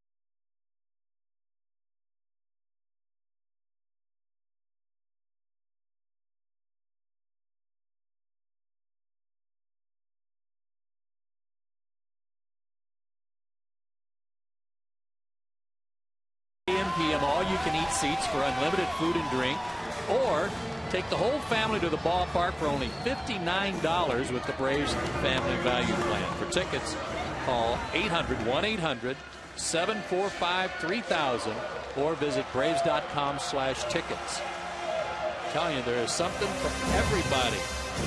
That Family Value Plan, I mean, you get 4 tickets, 4 hot dogs, 4 Cokes, parking, and a program. You got to be kidding me.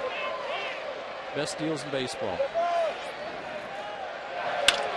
Well, how about a little something for everybody and a comeback win variety tonight? That would be nice. As Chipper serves one into left field to start the all-important 7th inning. We'll see if the Cardinals' pen starts to get busy now as the tying run potentially comes to the plate. Well, that was a good piece of hitting from another smart player.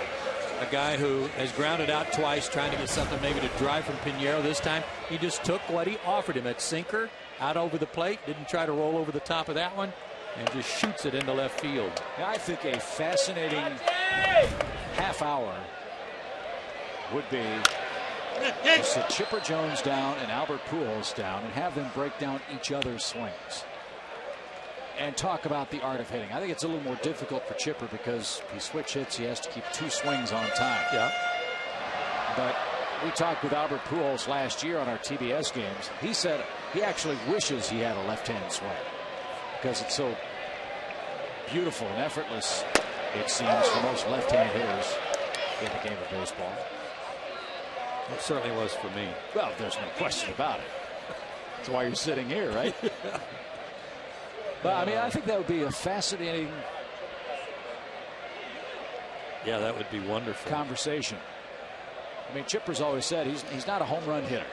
He hits home runs because he gets the barrel of the bat in position to make solid contact and the ball with the backspin goes. I think Pujols is a home run hitter. There's a rocket in the right field corner. That'll turn to go. Chipper cuts the bag at second. He's on his way to third. Second and third with nobody out. Maybe Tony La Russa sticking with Pinheiro a little too long after that walk in the top half of this inning. Yeah, he had to run the bases. Maybe it tired him out a little bit. Casey Kotzman, 3-hit night, 2 doubles, and this was a rope down the line. No chance for Chipper to score, and certainly with nobody out, you don't want to run yourself out of an inning. Cardinal infield looks like it's going to play back, concede a run for an out. See if Jeff can get them both in.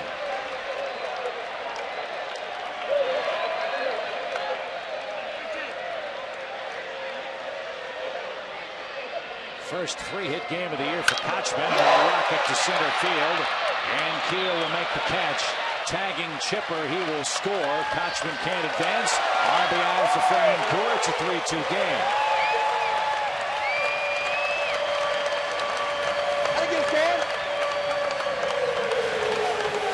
All right, that got one in.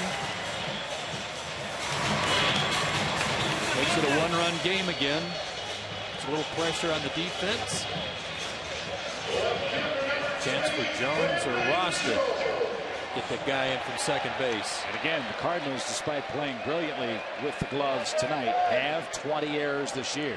Now their bullpen is beginning to work. Come on, Jonesy. Christopher Perez loosening up in their pen, a right-hander. Big arm.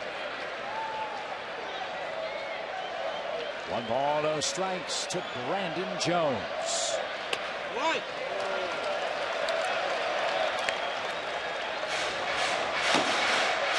They've got 2 kids who they think can close someday. Chris Perez, one of them. Jason Mott, who's a converted catcher, the other.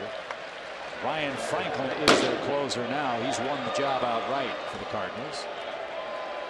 And Blaine Boyer is in town with the Cardinal team and in their bullpen. He's made a couple of appearances for them. Still looking to hit his stride. Ironic, is it in baseball? The team to which you're traded, the first road trip you make is to the city where you once played. Yeah, I'm sure that's good for Blaine to get back, see his family. I did ask him before the game what it'll be like get to face Chipper Jones maybe in the game. He said, that's great. I was really hoping to face McCann. 2 balls, no strikes. Right there, 2-1. Good patience by Brandon. Not a pitch he was looking for. Looking perhaps for something middle of the plate in.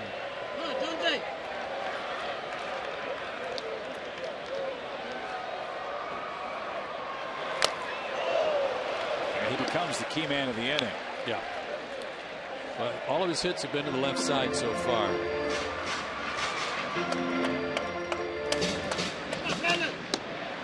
Hit the ball hard to left tonight. Good play by Duncan. Robbed him of a hit. Took a shot that way again, protecting the plate. Thurston runs out of room. 2-2.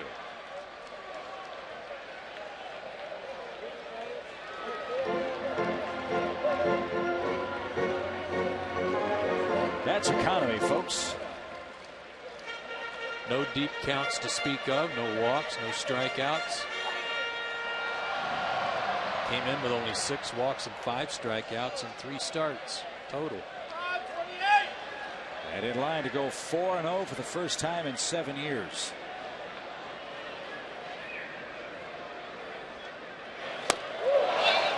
Two out. Good pitch. And a perfect time for that first strikeout. Well, remember, he was ahead. Brandon was ahead in the count 2-0. It was a little off the plate, but good at sinking action. Too close to take. Brandon chased him. And Tony La Russa, with a short walk from the Cardinal dugout, is going to give Pinheiro a big pat on the back and say, job well done. Good job. Yes, indeed, it was a good job. 6 2/3, 2 runs by the Cardinal right-hander. And he leaves the game ahead by 1. Chris Perez is the man coming in for the St. Louis Cardinals. As this call to the bullpen delivered to you by AT&T, your world delivered.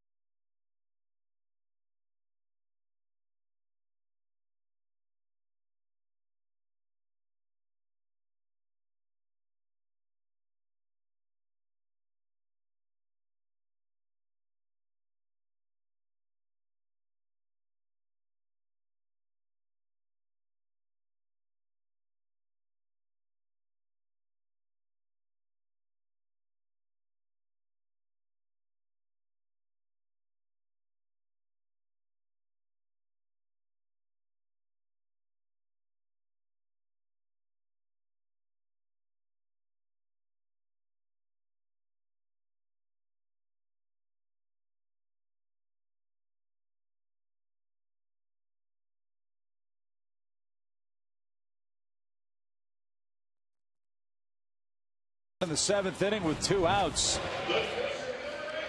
And Joel Pinheiro, 76 pitches. That's it. 6 2/3 innings tonight. Leads by a run and turns it over to a young and inexperienced Cardinal bullpen. But Joe, one that can really light up a radar gun. Well, Perez just got called up April 15th. He's been in 5 games since then. You can see he's not given up a whole lot batting average wise. Only 2 hits in his outing so far, but he inherits a runner for the first time. 7 saves last year with the Cardinals after he was called up.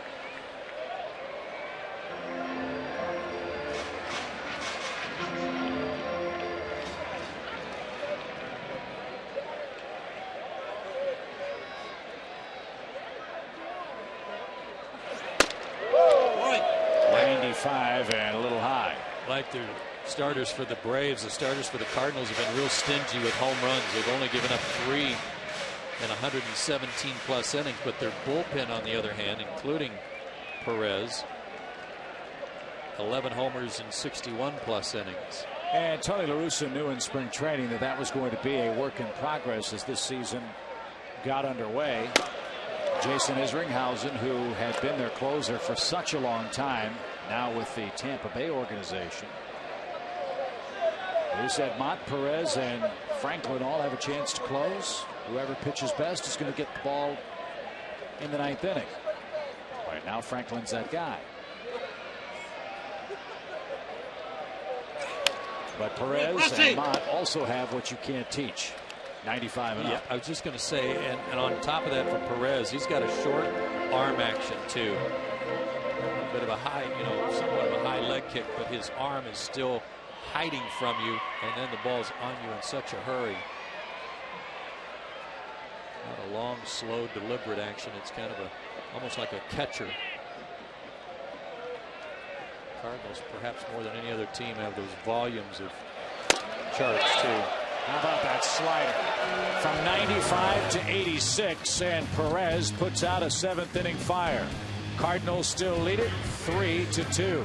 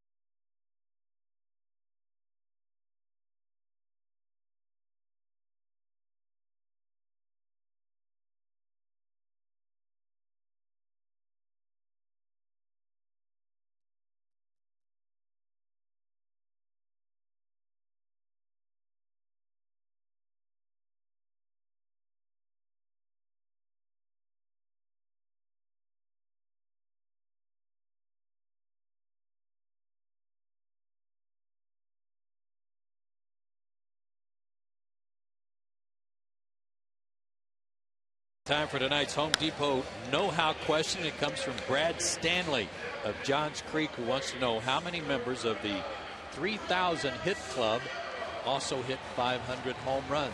That's a pretty exclusive group right there, Brad. Of those guys that were 3,000 hits, the only ones with 500 homers: Hank Aaron, Willie Mays, Eddie Murray, and Rafael Palmeiro. I'm not sure that we'd get Rafael Palmeiro on a trivia question there on that one. No, I wouldn't have gotten Eddie Murray either. I would have guessed Frank Robinson for sure, but yeah. Frank didn't have 3,000 hits. Yep. Neither did Ted Williams. Nope, because of the war years. Yep. Yep. So great question. Now we'll see if Soriano can have a great 8th. Braves need a couple of shutdown frames and have to find some offense. 2 runs, 7 hits for the Braves, 3-7-0 for the Cardinals. And Ryan Ludwig up first. Looks at a quick strike. Ludwig hit .370 against the Braves last year, as Joe mentioned earlier in the game. He's off to a 1-4-3 start against the Braves in 2009.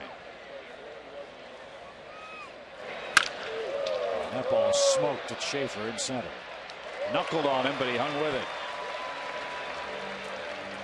Quick story about a couple of guys in this umpiring crew that I heard this spring that really cracked me up.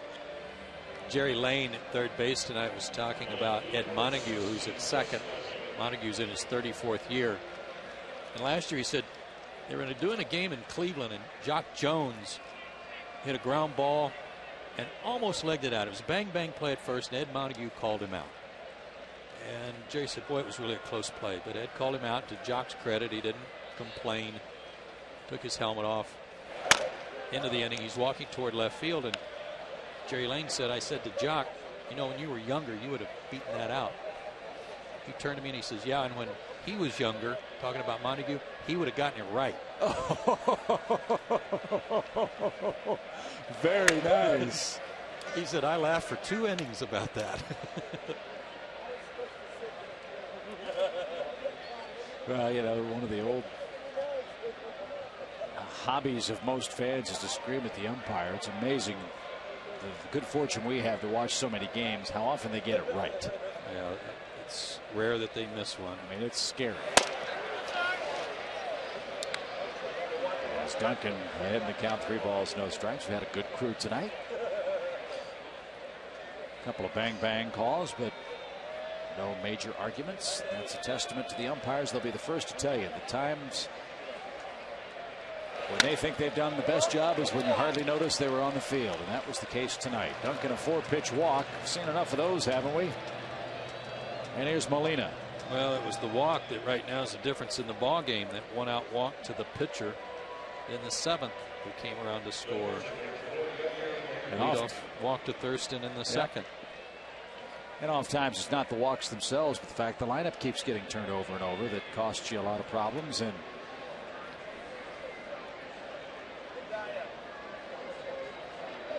that's part of the problem for the Bravos tonight, too. Here's Molina. 1 for 3, but one of the game's better defensive plays, picking off Escobar tonight.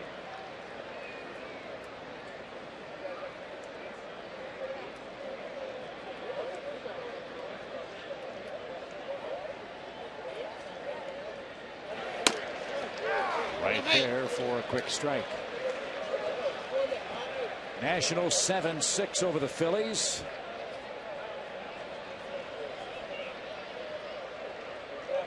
And make that 7-7. The Phillies just tied it.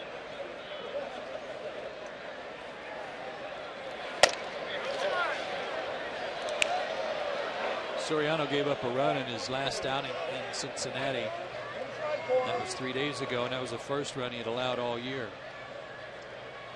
He'd been very, very sharp prior to that.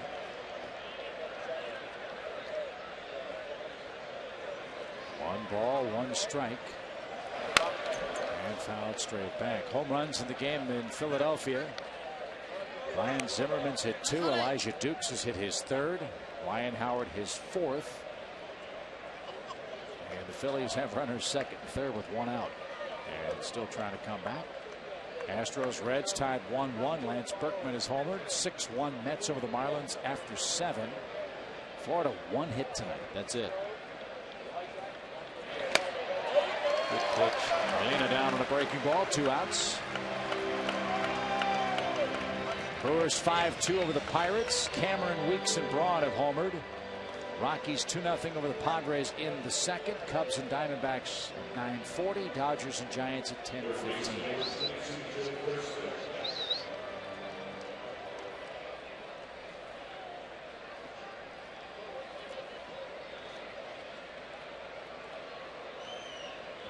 Joe Thurston 0 for 2 of the walk.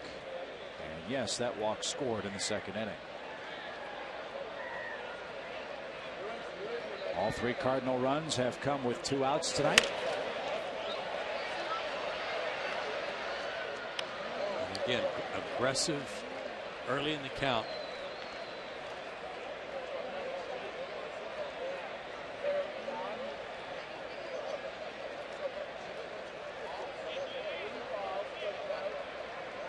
Rays will have the lower part of their order up in the 8th inning.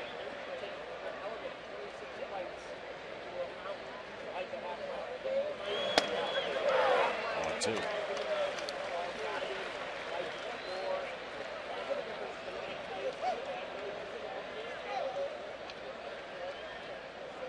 A moral victory of sorts tonight for Atlanta.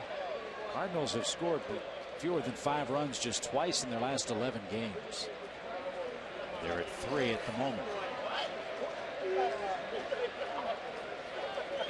It's a club that averages averages 6 a game. Soriano takes care of Thurston and the Redbirds in the 8th. 3-2 your score. It's very late at Turner Field.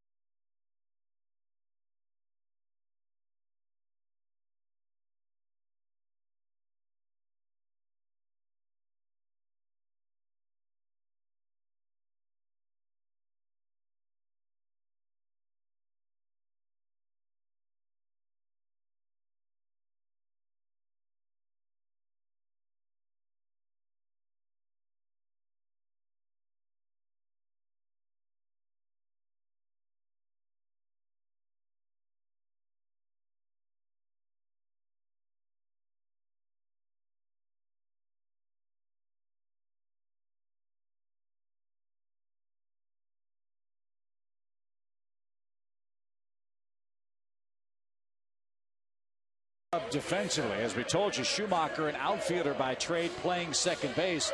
He moves to the outfield, and Kyle McClellan now is on pitch. 9 games, a perfect record. 10 strikeouts to 2 walks, too. So Brian Barton going to play third. Thurston moves from third to second. Schumacher from second to left. Those are your defensive switches with McClellan to pitch.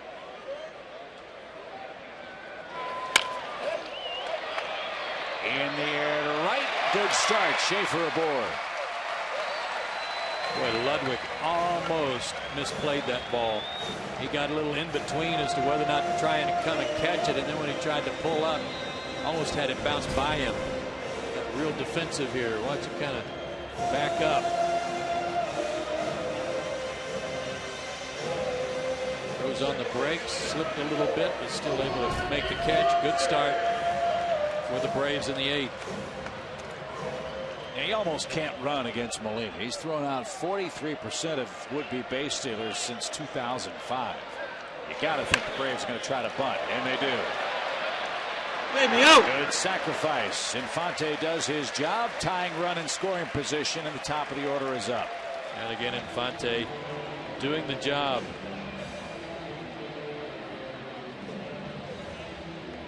And now Greg Norton will bat for Soriano.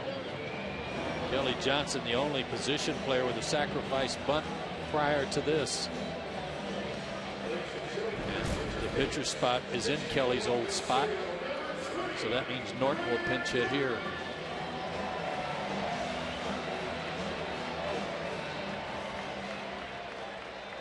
Greg 1 for 14 off the bench this year. Came in Cincinnati, got off that 0 for 09.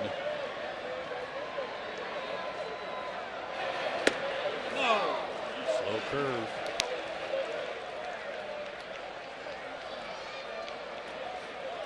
Again, last year the Cardinals had all kinds of trouble closing out ball games with Isringhausen injured for most of last season. They had 14 losses when leading after 7 innings last year. That was more than any other team in baseball. Forget the Mets.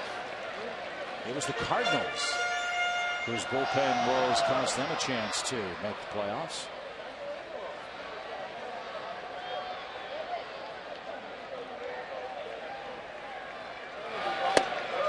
Right through there. 1 ball, 2 strikes. 2 curves for strikes. And they went in. Expect him to stay away from Greg, though. This pitch, see if he'll chase something with them ahead in the count.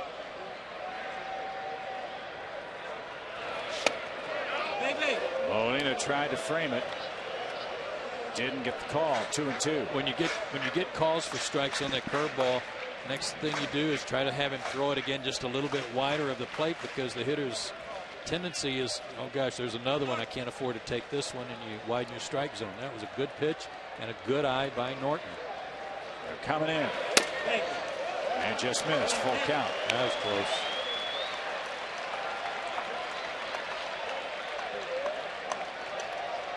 Quality at bat for Norton, who runs the count full now.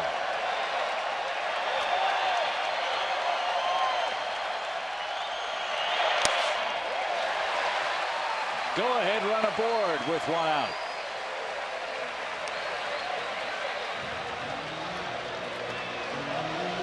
Now it's Tony La Russa's turn to start pacing in the Cardinal dugout.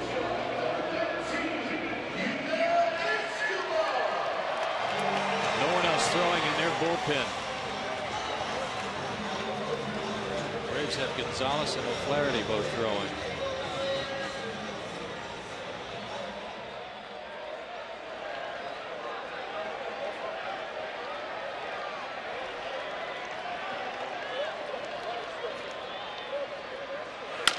Fly ball, center field, shallowly hit.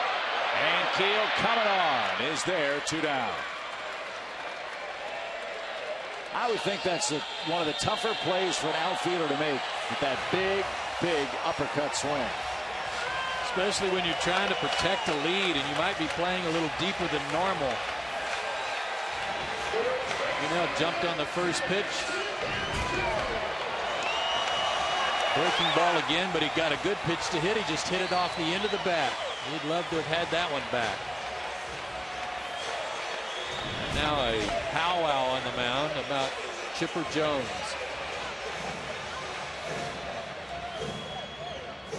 Amazingly, Chipper's not faced him.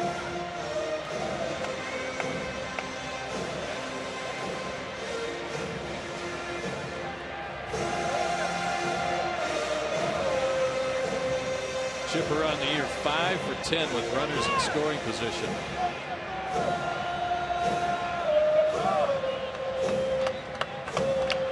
Had a 3-hit day yesterday. Singled his last time up, and he served that ball into left field. Schumacher's out in left now, and he has a better arm than Duncan. Better defender than Duncan. And the Cardinals play very deep, as you'd expect, with Chipper up. Schaefer can fly. Norton has decent speed at first. That's the man they're most worried about, as well as the man in the box. And ball 1 inside to Chipper Jones. 1-0 the count. And they've still got that shift on. Maybe not as pronounced with runners on base, but Thurston out on the right field grass, deep in the hole. Ryan is way up the middle.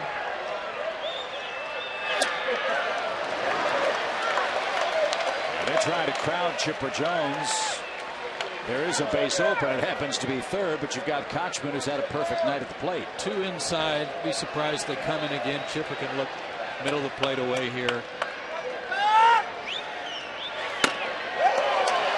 Tried to go there, missed up. Green light here for sure.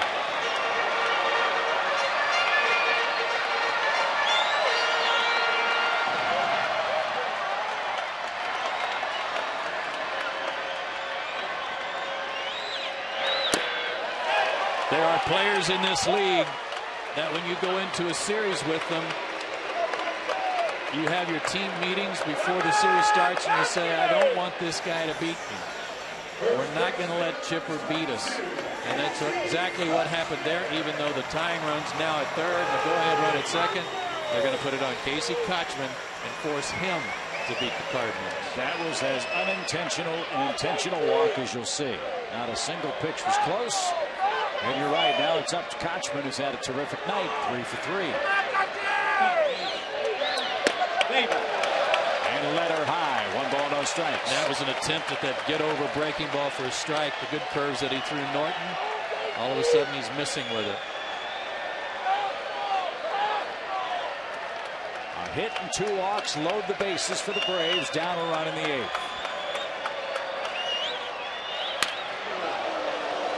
Got a pitch to hit fastball there.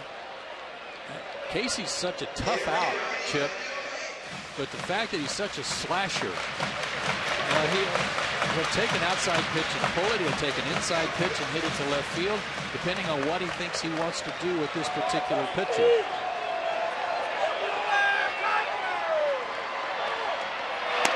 Nowhere near ball 2.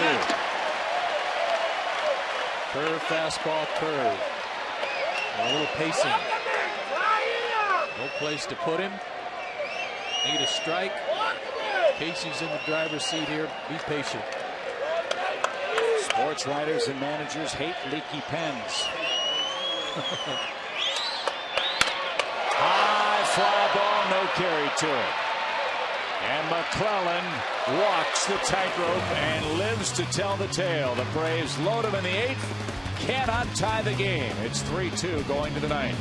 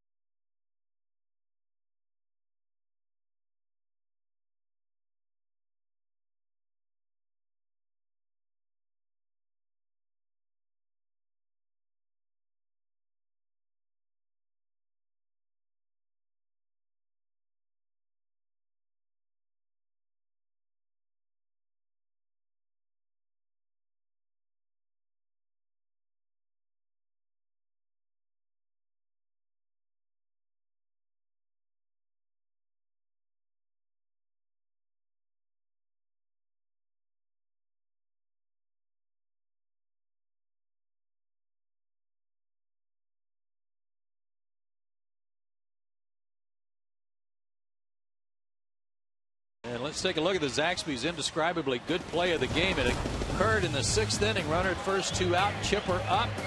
Escobar at first. And what a play by Arena.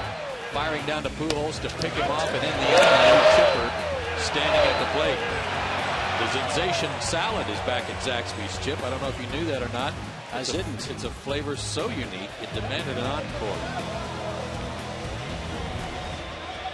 Jeff Bennett on to pitch the 9th inning.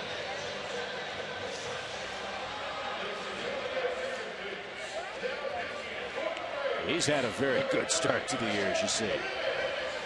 Jeff's been able to really pitch in and around trouble, whether inherited or self-induced. And his job simple, or very clear, I should say. And that's keep the Cardinals off the board. Get the Atlanta bats back up there. There you have to worry in this sense. There isn't much margin for error in that Pujols is due up 5th in the inning. Get a couple guys on, you're going to have to face him, and a chance that the Cardinals would relish. Here's Ryan. 0 for 3 at the plate, but a couple of sensational plays at shortstop.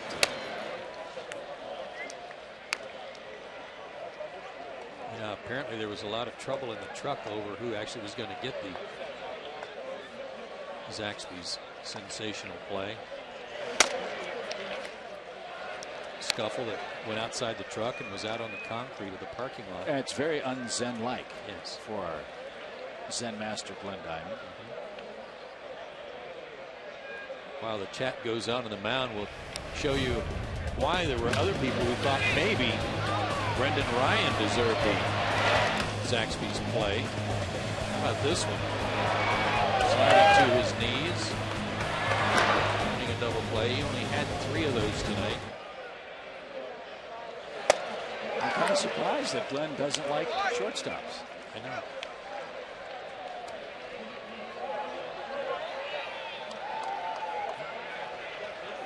He's more of a catcher. Yeah. Ground ball to short. Nice play. Casey, 1 out. Not an easy play at all, but good decision by Escobar to charge that ball and swoop in to get it. Was it a Pier 6 brawl like Gordon Soley would have said, or was it just, you know, knockdown drag out? Yeah, Pier 6 brawl, yes. Heads and turnbuckles. But as always, Glenn Diamond wins. Or with Glenn was it a cat fight?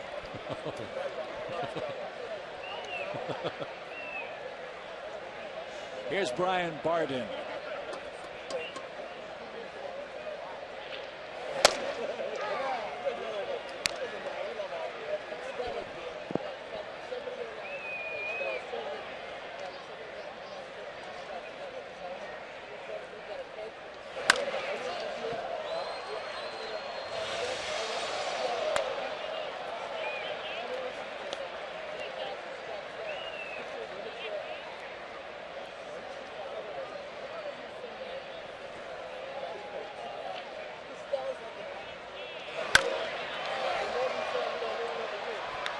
Brian Barden's a little bit like Joe Thurston in that Cardinals got him out of another organization, got him out of the Arizona organization, and with the absence of Troy Gloss, he's taken advantage of opportunities.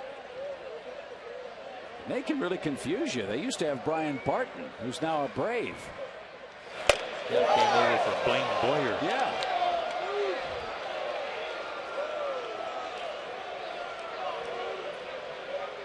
.95 on that fastball from Bennett. 1 ball, 2 strikes.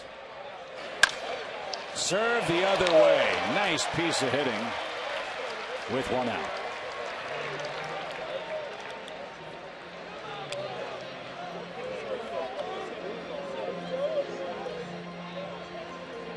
And Bobby Cox on his way out of the dugout. Looks like he's going to make a change with the left-handed hitter up here. And again, what we talked about in our opening comments, Chip, with respect to these pitchers for the Cardinals, Pinheiro does it again. These veteran pitchers have stepped up. Pinheiro and Loesch. We'll see Kyle Loesch tomorrow night. They've really done a good job, along with Wainwright, in the absence of Chris Carpenter. And that's a big loss for the Cardinals, but you wouldn't know it. They are pitching very well, and they're leading by a run here in the 9th inning as the Braves in the pen for the 4th time in the series opener tonight.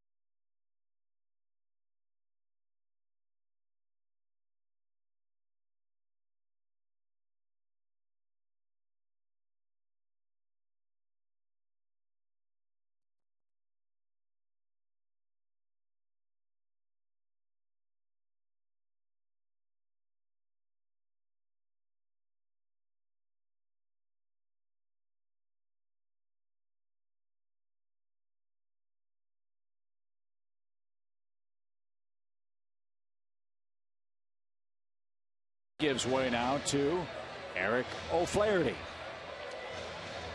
One of the keys for any reliever, especially a guy who has to come in a lot in the middle of an inning to get 1 batter or 2, is your ability to strand inherited runners. And O'Flaherty's done a good job of that. He's inherited 8 runners so far on the year, and he has stranded all of them but 1. And he's also set down 7 of the 8 first batters he's faced. good success there. Here's Schumacher. What was wrong with that? 1 ball, no strikes. Again, not much margin for error. You fiddle around too much, you may have to face Pujols in the 9th. And Kochman slipped as that ball rolled foul. No damage done. 1 ball, 1 strike.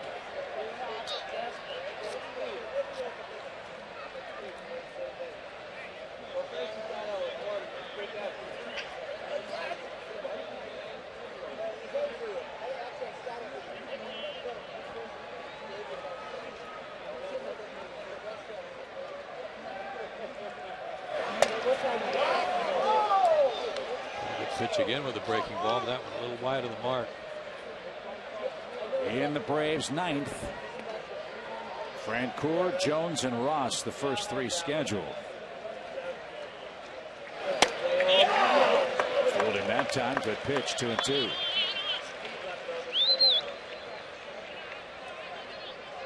Ryan Franklin has completed his warm-ups in their bullpen. He'll come on in the 9th, or the bottom of the 9th rather, to try to finish it up.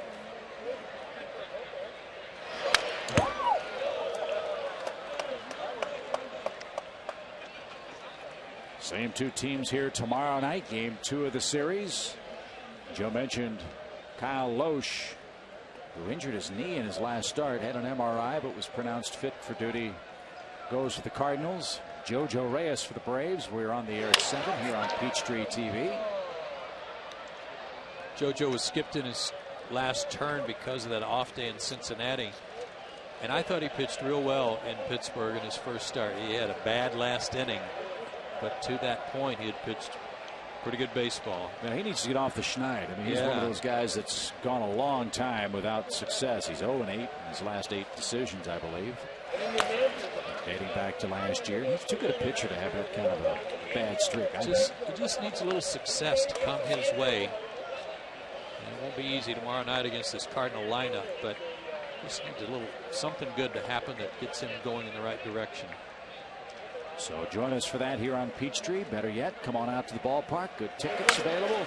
As Schumacher rolls to second, and Omar Infante with David Ross shouting behind the plate, as you'd like him to do, where to throw that ball. 2 out.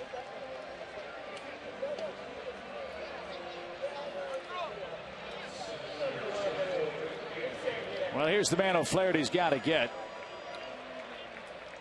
Otherwise, you have to worry about Pujols tonight. I'd rather worry about him tomorrow. Get a couple runs in the 9th, win the game, and see Albert bat tomorrow. There's a good start. Got some good breaking balls here tonight.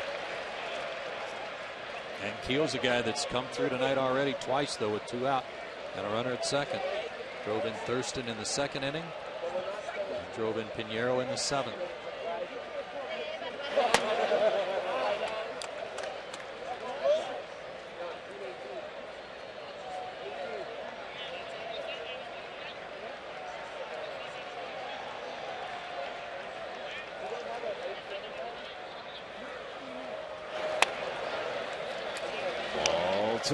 Two and one.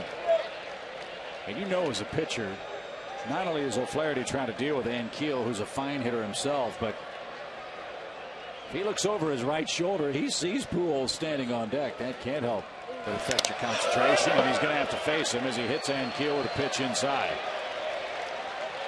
Definitely didn't want that. Nope.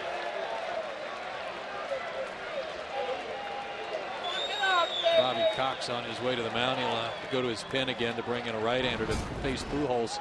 Let's see where this got Keel. Forearm.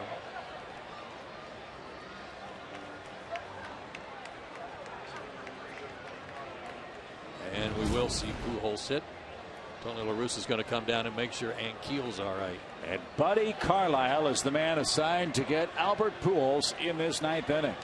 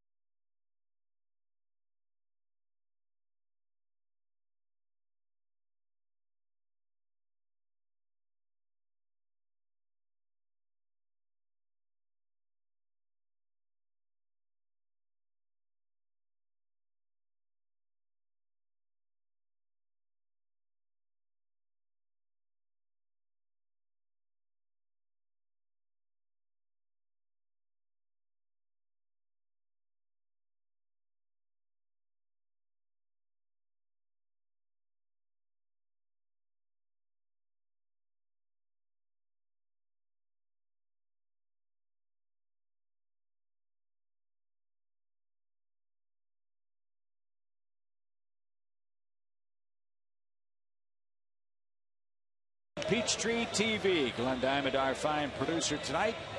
Our statistician, Dr. No with a K, that is, Hal Galima alongside. As Buddy Carlisle in for Albert Pujols. 6 times Buddy has pitched in relief this year. Well, he's certainly got his work cut out for him here. 2 on, 2 out. Pujols, though, has struck out twice tonight. And that's probably the first time all year that's happened. First time, Hal Galima tells me, in 45 games that he's fanned twice in one game. Wow. I'll bet he's going to finish his career at some point. There's the fixture. More homers and strikeouts. He's that kind of hitter. Yeah. Braves playing behind the Cardinal runners. Boy, a pickoff play would have been nice, so you don't have to face this guy. But he's behind 2-0. Well, this kind of goes to the Chipper Jones situation a little bit last inning. You don't want Pujols to beat you. They've already got the lead. You don't want him to extend the lead either. Do you make Ludwig do the damage, even though it puts 2 runners in scoring position? There's the throw, nearly into center field. Play was on, nobody home. And I want to tell you something, folks. David Ross can throw, and they had him by a mile, but nobody there. Great play by Infante to save it from going into center field. Somebody missed the sign. You just can't fail to execute little things when you're playing a team that is so fundamentally sound like the Cardinals. If you want to beat them consistently, can't miss signs like that. Somebody missed. 3-1. How about another slider off the plate?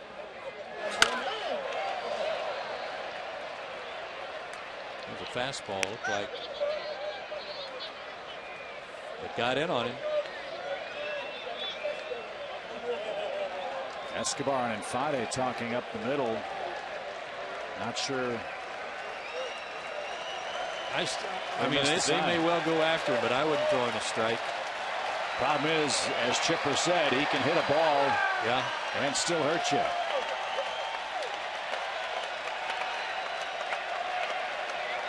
Runners go. Whoa. Great bat speed.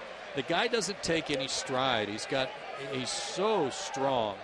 Wide stance. He kind of picks up his front heel a little bit, kind of pivots a little bit, but it goes right back down in the same spot. This is that foul ball. Sets it down quickly. Great bat speed, and gets the barrel to the ball. He was an 11th round, like a 13th round draft pick, the 402nd player taken in the draft in '99. Scouting is indeed an inexact science. Line foul. And here's where that quick foot, getting the foot planted quickly, allows him to turn on anything inside. Look at Ross. Ross is set up outside, but the pitch is delivered in.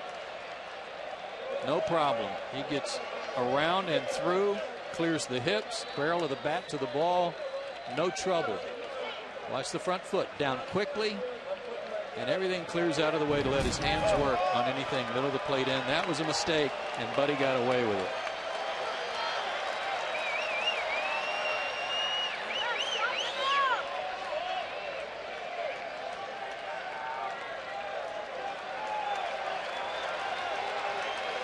Three balls, 2 strikes.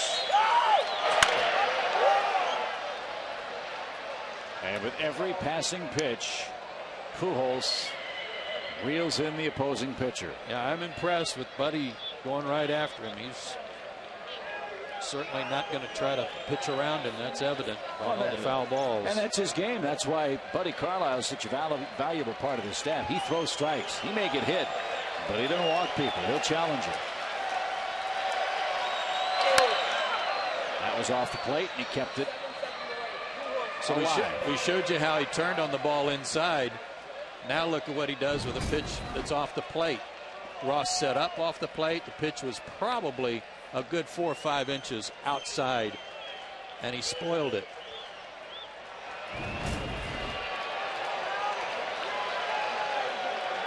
Plate coverage and then some.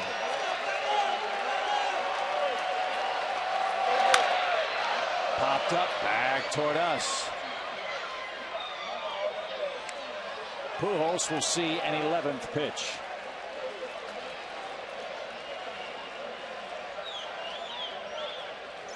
Ten pitches to him this at bat. And Buddy battling him.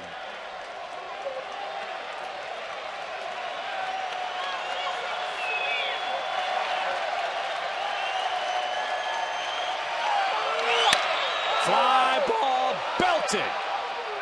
Left field, but playable. He just missed. Carlisle wins the 9th inning battle, and the Braves have 3 outs to try to tie it or win it in the 9th.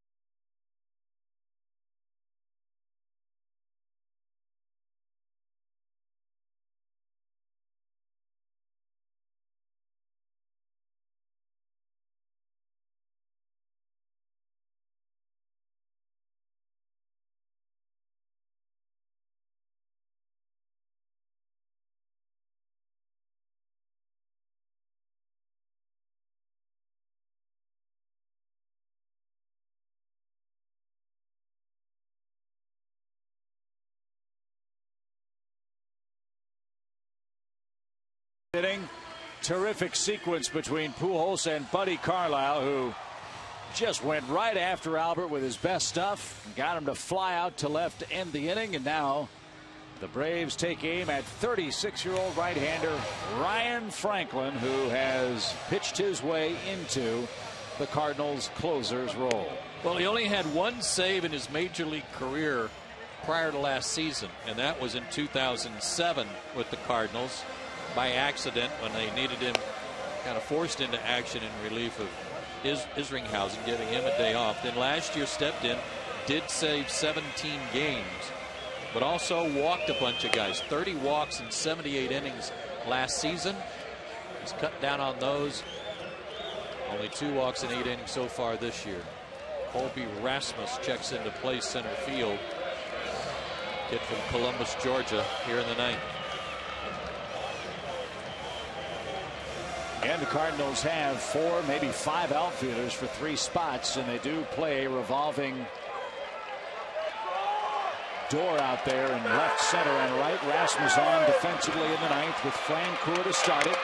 And Jeff thinking home run, and why not? Down a quick strike. He has homered in his career against Franklin. Yeah, 2 for 4 against him.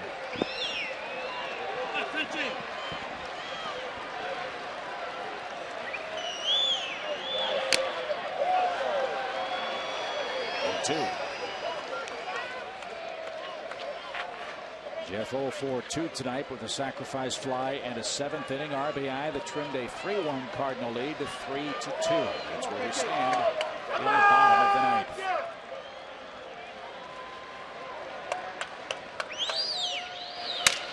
Broken bat. Pujols with great quickness picks it off for out number 1. Well, you see a lot of teams guarding the lines with a 1-run lead in the 9th. Pujols was doing anything but that. Look how far off the line he was. Otherwise, this is a base hit. Cardinals definitely playing Jeff up the middle and to left field. Otherwise, the Braves have their leadoff man on base. Something else about which Tony La Russa raved about Pujols was his quickness of foot. 5-6 step quickness. He is full speed very, very soon when he makes his break. Now with the left-handed batter up there, he is near the line. Brandon Jones, 0-2 to him.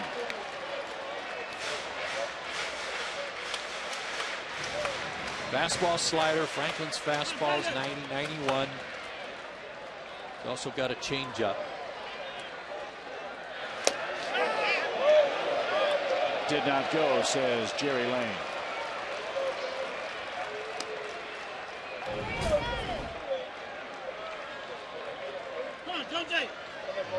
Just got it stopped in time. That was close.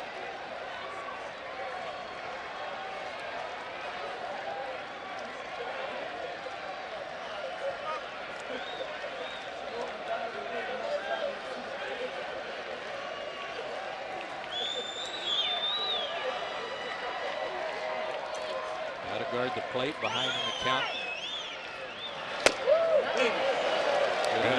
Can't give up on that pitch. Can't give up on that changeup or any backdoor slider.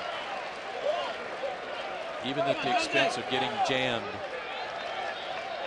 Count goes to 3-2. It's a different story.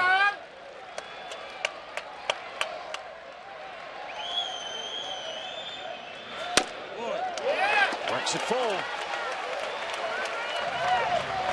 Now smoke one right back at him into center field.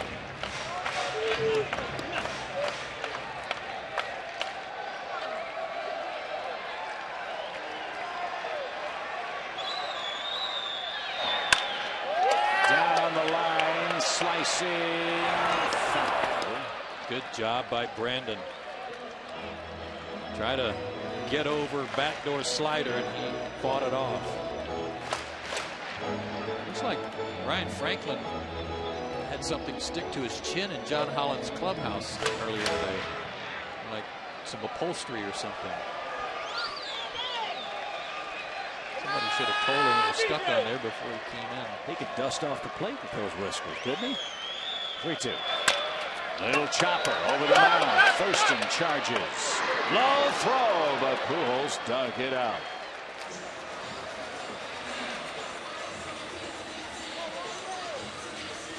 Thurston looking out of the corner of his eye. Thank you very much, Albert.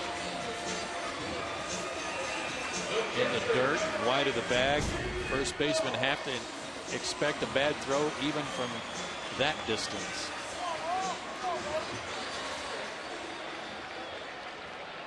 Here's Ross. David's had a solid night at the plate. 1 for 3. Robbed by Ryan in the 5th. Took a called 3rd in the 7th. Double homer run in the 2nd. Molina, real low position behind the plate. Ross asks, was that on the corner or did you call it off? And he said on. Good Tony Randazzo.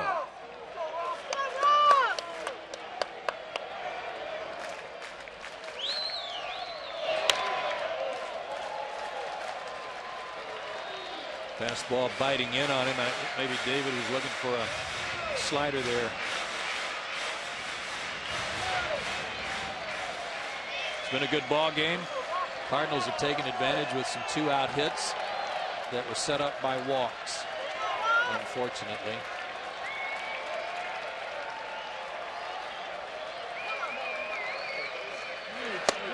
There's ball game. Franklin works a 1-2-3 ninth inning, and the Cardinals continue their roll through the National League. Tony La Russa wins his 2,475th game as a manager, and the Braves drop their first of this long home